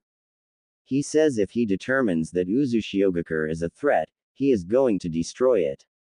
He wouldn't listen and he really has a narrow definition of what a threat is. Naruto looked thoughtful for a moment before shaking his head. People can disappoint you sometimes, sensei. You cannot always predict their movements. They are troublesome. Yeah, Jiraiya agreed. He is willing to wage war against Konoha if it defends Uzu. He even brought up the last war. A war isn't what I want. But Iwagakure seems more than willing to drag us into war. A war against Iwagakure. It was going to be another bloody massacre. People would die. Lives would be lost over the quest to destroy Uzu. Simple-minded fools. Naruto couldn't understand the mentality behind that reasoning. He would never comprehend it. It was nothing more than a perverted thirst for destruction. Konoha could not afford to go to with Iwagakure. The leaf was powerful but an all-out war with the hidden stone would leave it massively weakened. It wouldn't be any surprise if any other village decides to take advantage of the situation. Iwa has been rebuilding since the last war and it had 2 fully experienced Jinchurikis. That is indeed a troublesome situation, Naruto said with a nod. Tsunade will certainly be left fuming over this attitude. Jiraiya nodded. But at least I managed to get him to chill until Konoha has tried to develop some contact with Uzu. It will still be difficult to tell if he will keep his word. Shinobi are liars after all, Naruto said. Agreement signed can always be torn apart. The very thing that is wrong with our world, Jiraiya said. I wonder when it will change, Naruto. People do whatever they want without suffering any consequences. It was a free world. The strong ruled. The weak simply had to look away to avoid destruction. Sometimes even they have yet to do anything, their lands are used as battlefields. In that time, innocent people die. Shinobi rape and take food from innocent civilians. It was war. Anything could happen. Just making it out alive was all that mattered. It didn't matter if you lost all of emotions and moral integrity. Naruto shook his head. He wasn't the one who to speak about emotions.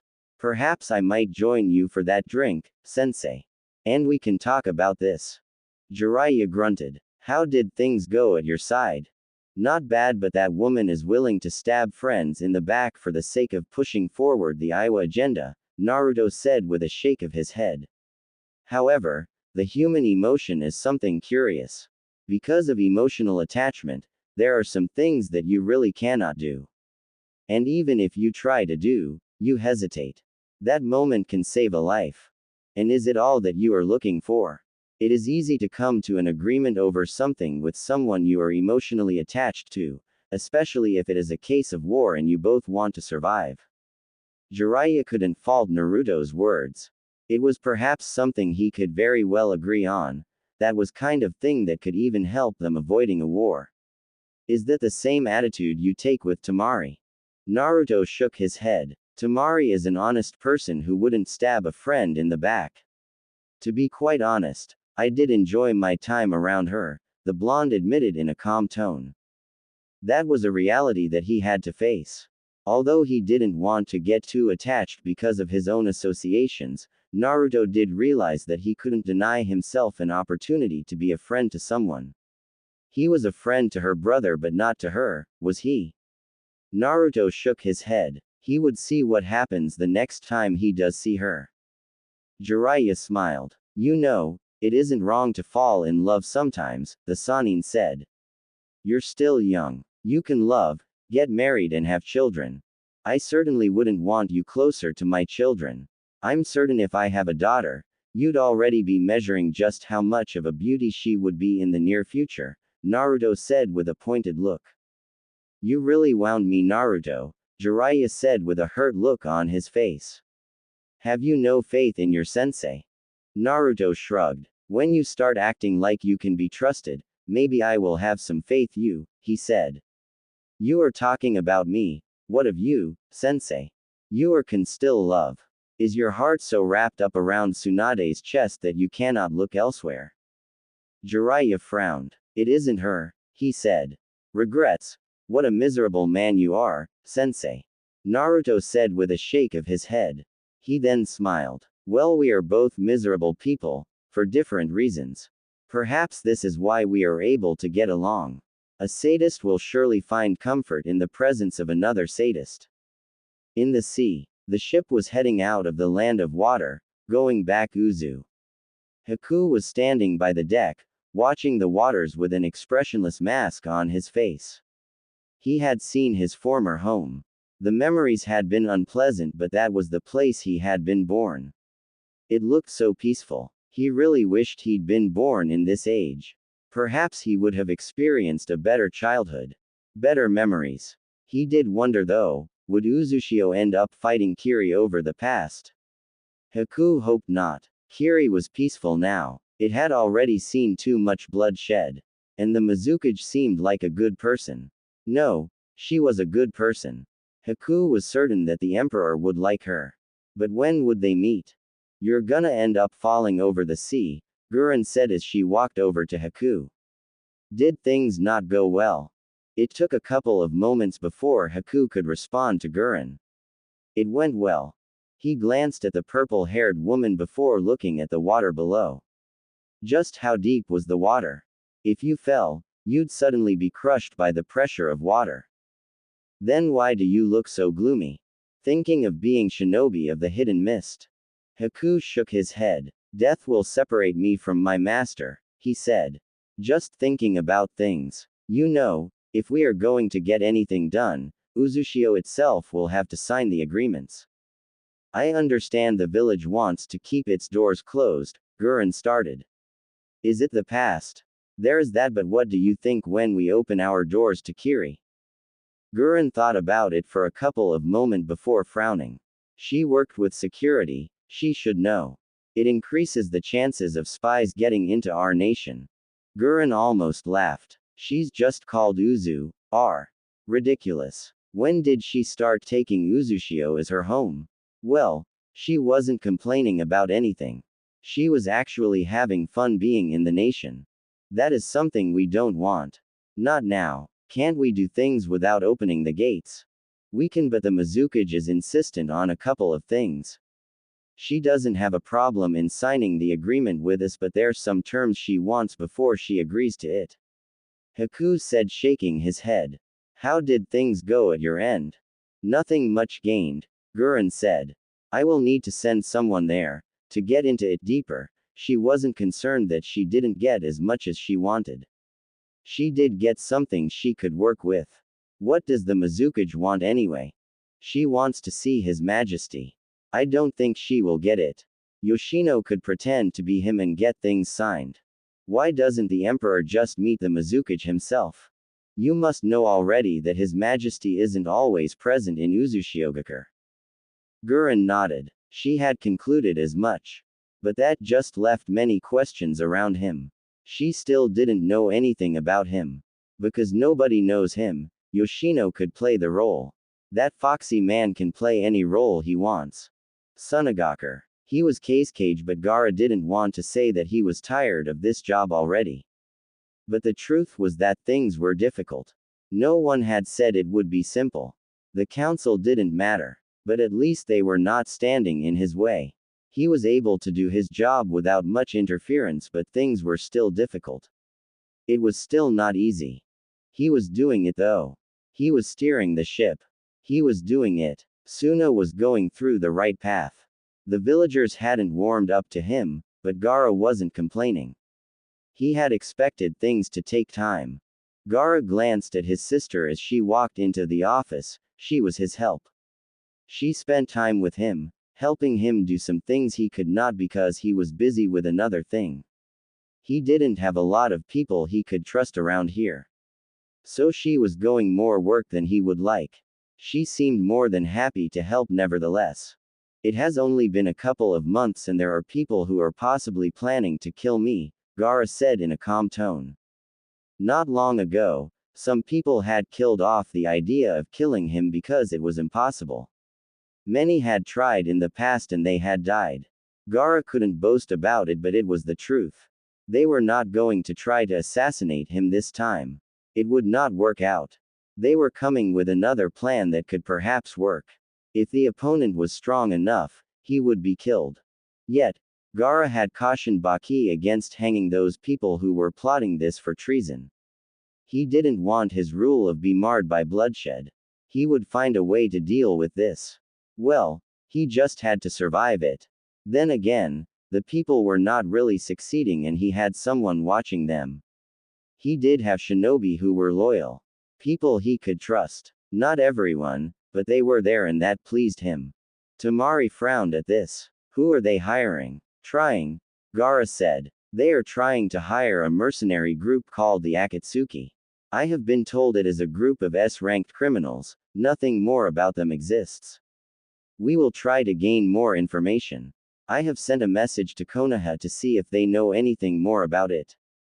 What do you mean by trying? I mean they are not winning, Gaara said. It is strange. From what we know of the group, they are prepared to do anything, even if it means destroying a village. They have that power. But for some reason, they are refusing to take this mission. They wouldn't even have to take on Suna as this is planned for when I visit Konohagakure. That is indeed strange, Tamari said in thought. She shook her head. You should still be a little more worried about this, Gaara. What if they end up accepting the mission? It will be problem, but I will try to survive. I don't plan on dying, Gaara said.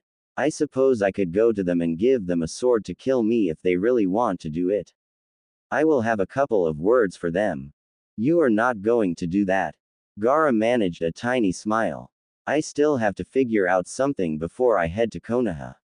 He said. Naruto still hasn't gone back, has he?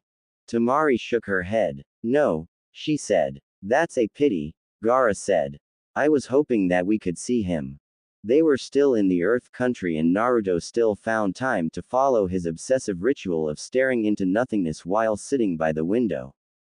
Jiraiya didn't question it often, but with a few revelations that the blonde has put forward, he worried. Not for the sanity but what was actually going on in that head of Naruto that his body could just switch off like that. If you wanted to kill him, now was best chance to do. He rarely reacted on first movement. Then again, it could be just an act. Naruto had a certain way of doing things. But for certain, Jiraiya was sure the blonde was alert. You probably couldn't even stab him while he was having wet dreams. The thought made Jiraiya laugh. Naruto in dreams. It looked like something that could never meet. Naruto displayed no ambitions. And even when pressed, he admits to having something but never confirms anything. It was always like playing a guessing game. But Jiraiya had stopped trying to guess Naruto's motives and thoughts long ago. It was a fruitless exercise that wouldn't earn him anything other than a headache. The Toad Sage sat on the bed and glanced down for a moment. He'd left Naruto to do some networking in this village. He wasn't afraid that the blonde would be gone. It was likely for Naruto to look for him than to disappear. In his networking work, he'd received a message from Tsunade. He could simply give it, but he wanted to speak to the blonde first about certain things. Naruto, Jiraiya started. His voice was quiet yet stern. He waited until Naruto glanced at him before speaking once more. What were you thinking about? Is it Fuinjutsu? I will need to know what kind of seals you have in your head. Naruto shook his head. I'm not hooked up on Fuinjutsu sensei, he said. I do think about other things. I'd certainly lose my mind if all I did was to bath my thoughts with complex work of the art of sealing. You did admit to having spent hours thinking about it, Jiraiya said with a shrug. What would be the difference now? I had nothing better to do then. What else could he do when the village he called home loathed him and tried its best to ignore his presence?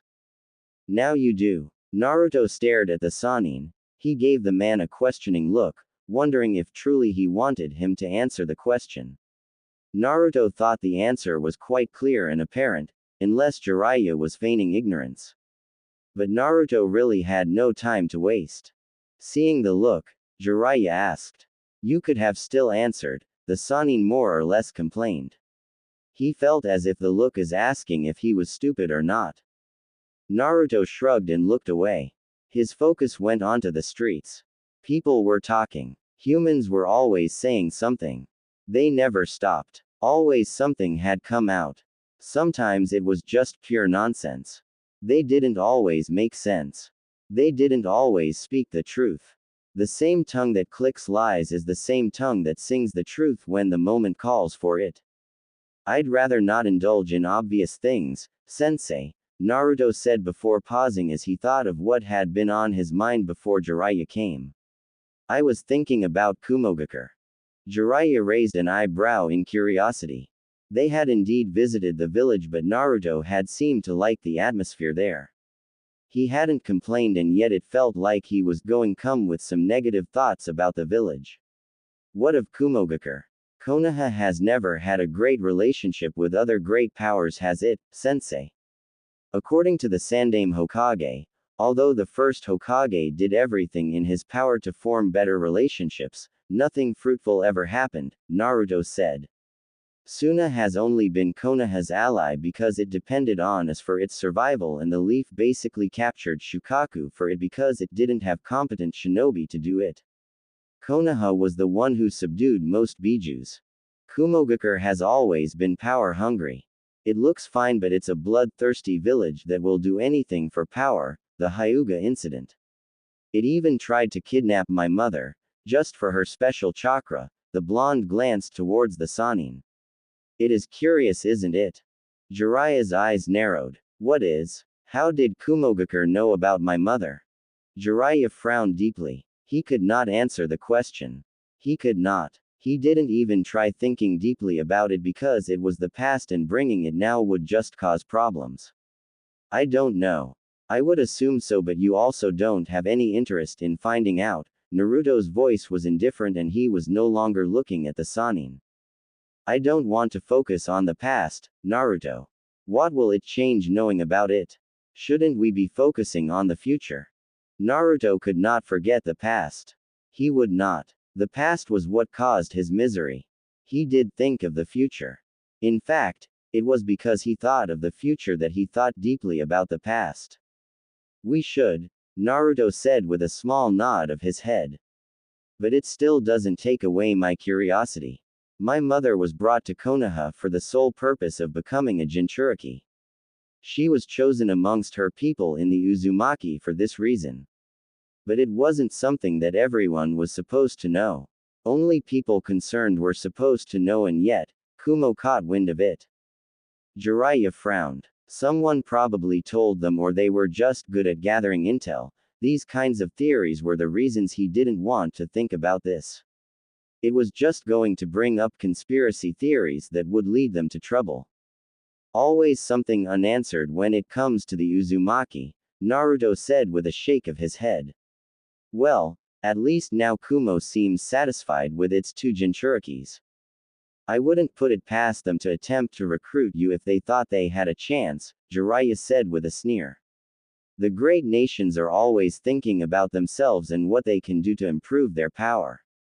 It doesn't matter if they have to topple another village. As long as they think the risk worth the gain, they will do it. Naruto nodded his head. It is a world where power means everything.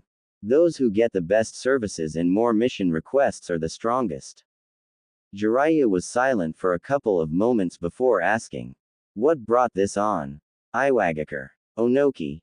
That damn stubborn old man. Jiraiya really couldn't understand why he had to view things with the fine margins in which he saw them. The Uzumaki hadn't threatened anyone. He didn't even think that they had the power to threaten any of the great villages. Then again, even before, they hadn't threatened anyone. But Onoki didn't care for those reasons. He did not care. He was unapologetic for his village's actions. There was no way around it though. He just had to try to make sure that Konoha confirmed with Uzushio that all was well. But it might still be not enough with Onoki. There was that possibility, and it was something that made Jiraiya to think deeply about this because he could see the clouds of war looming over them because of this. Onoki is just being stubborn, Jiraiya said. It is hard to believe that he has lived through all wars, the Sannin said. The Sandaime Hokage had been very different. He wasn't like Onoki. He knew the pain of war, but Onoki didn't seem to care. Perhaps it is because he has experienced all those wars that he doesn't have a problem with starting another one, Naruto said lightly. Well, I am sure you will figure a way out, sensei. I thought thinking about this, you'd be thinking of a way out.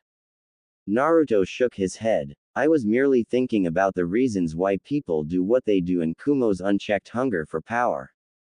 What did he expect? Naruto didn't speak much about doing anything that could change things. He was so different from his father. Naruto didn't even speak about how well he would serve the hidden leaf. Jiraiya decided to drop the matter and turn on something else. Princess Koyuki has specifically requested your services, Naruto. Oh, from the land of snow. Jiraiya nodded. Here is one particular thing. She is going to Uzushio. Jiraiya watched Naruto without blinking. He wanted to catch any reaction that might be amiss. But there was none. Not even a slight twitch. It was only silence. My ancestral home, Naruto said in thought. Konoha must be quite happy about this.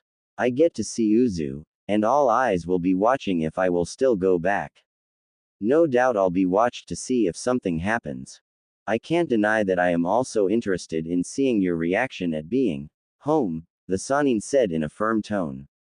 But I want to admit this will give me a good opportunity to get into the village to try to gather some intel.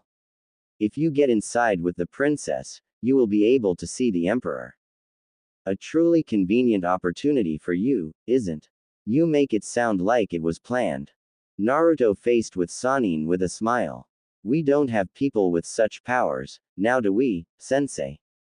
Jiraiya didn't like Naruto's smile. There was a bit of mysteriousness about it. It was nothing dark. Just the unanswered questions about it that bothered him. She is going to arrive at the port in the frost. 3 days from today. Snow, cold, Naruto said.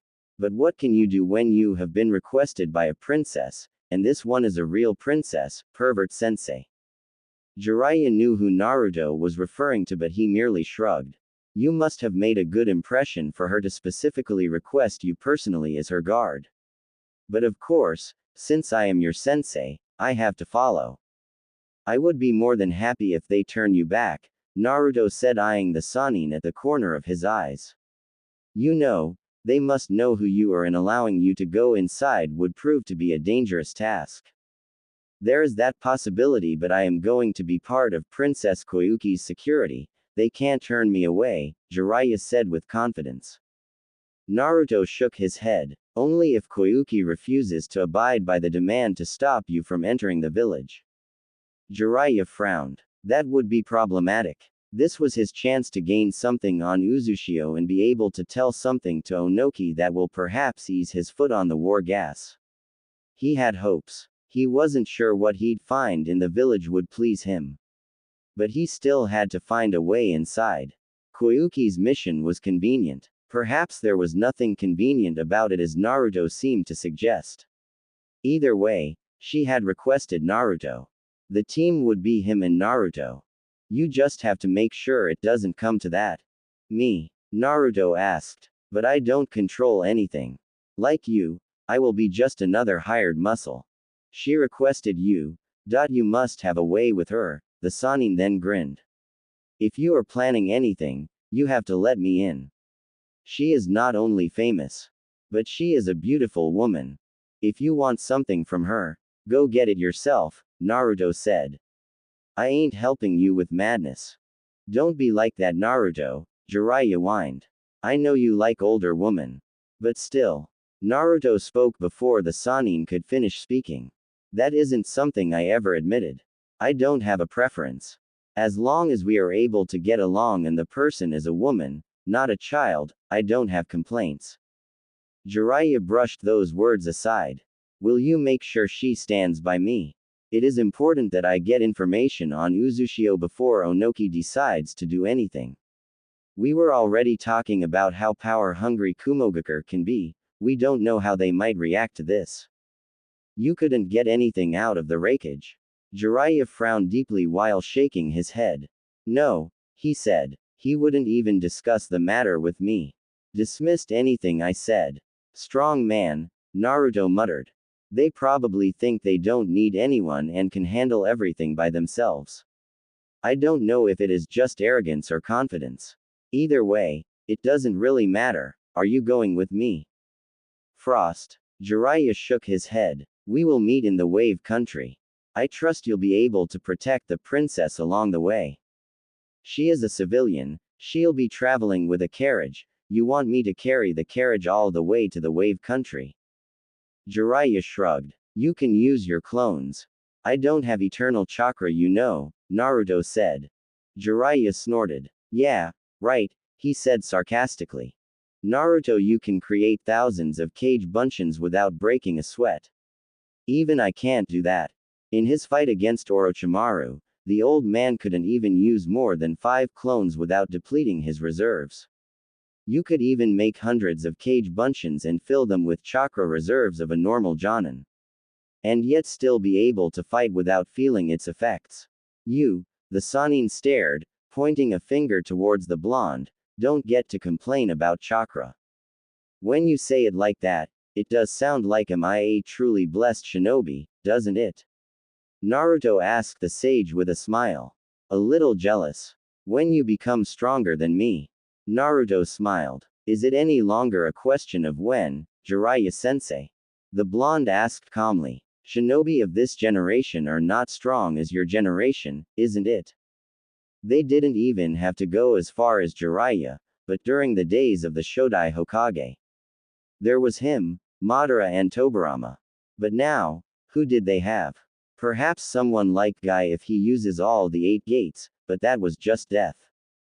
The past generations lived in times of war, they had to be strong in order to not only survive but to protect their villages. Jiraiya said, these days are peaceful, you're not forced to go to war when you are young. Well, with the tension in the air, we are bound to have something in the future. That is why we must always be prepared for anything, Naruto said calmly. I guess I should depart as well. I want to travel a bit quickly. He was going to have to go through the sound. There was a possibility of being seen, but if he blitzed through the country, he could make way without meeting any trouble. The other choice was going through the land of fire, but that would just make his journey long. He still had to travel a long and slow journey with Princess Koyuki. Ah, it was going to be a truly long journey. But perhaps it would be worth the effort. Who knows? He might end up getting more than he expected. Things had been just fine with her the last time around. It has been a couple of years but nothing had changed, and the bonus was that there would no Jiraiya trying to hit on the princess or attempting to make her a subject of his research. Naruto shook his head at that thought. Don't take too long, Jiraiya said in a bit seriously. There are still a couple of things we must do before we head back to Konoha. And with how things are at the moment, Tsunade will keep knocking. Naruto merely nodded and went on to pack his things. Hidden Leaf. Just when you think things couldn't be bad, they just turn out to be really bad. Was there no other way the elemental nations could go about in doing things without anyone threatening to destroy the other? Well, it hasn't taken much to start wars before, and it looked like it wasn't going to take much this time around. And she had been thinking that the generation of Naruto would not get to live through a war, but that looked like it was something that would happen. Nothing was sure, but if they moved safely, they might avoid war. Tsunade stared at Jiraiya's message once more and deepened her frown. Onoki was going to be a difficult person. She had to measure up against him. She wasn't going to allow him to do as he pleases because he thinks Konoha is just a relic of the past. It was indeed true that the village has lost out on much of its military power, but they were still a great nation. The losses were massive though. Tsunade could admit that much with bitterness. The military strength of the Uchiha was no more, Minato was dead, the Sandaime was gone. Even though he was old, he still had his presence in mind. He would have still been the professor. The Kyuubi incident also killed many, yes, massive losses indeed. The Slug Princess looked up when Shikaku walked into the office. She permitted him to sit down before talking. I have called you here because you're the Jonin commander and I need to know the status of our elite shinobi. Tsunade said in a serious tone. Shikaku looked curious but he didn't want to think deeply about it. If Tsunade was asking such a question, there was something happening. Well, he had thought that there would be something that would happen soon with the revival of the Uzumaki. There were so many great nations involved in the mess that it wasn't something that could be ignored. It isn't as good as it was during the Third War, Shikaku said. Unlike other nations, Konoha has taken a relaxed stance in training its shinobi. This is due to the Sandaime Hokage's policies. We have been enjoying the peace without being conscious that war could start any time. There had been some objections to the Sandaime's policies but he was the Hokage and no one could defy him, doing so would be insubordination. However, the policies left the current academy being truly useless in terms of teaching students anything useful about the shinobi world. The Sandaime had always said there was no need because there was no war. They were at peace, living peacefully, there was no need to train the young ones as if preparing for war. There was the danger that if you train them preparing for war, when anything happens, you're always ready for war. You won't hesitate because you have been preparing for it. The Sandaime had been conscious of it but perhaps he took things a little too far. It was nevertheless understandable at that time because there was no one who thought that there would be a situation that could lead to war. They could not ignore the fact that the likes of Iwa and Kumo have been building their military strength since the last war and it hasn't fought in any battle that would make it lose its best shinobi. Konoha hadn't gained anything but has been losing. Tsunade stared at the Nara for a long minute before nodding her head a bit grimly as if she was in pain. What do you think our best option is with regards to the Uzushiogakure situation? Have we established connection with it? Shikaku asked. Tsunade shook her head. But Jiraiya is going there to see a couple of things. Once we have seen, I will send someone to try to broker some form of connection with the village. For now, we have been moving slowly as the village hasn't made contact with us either.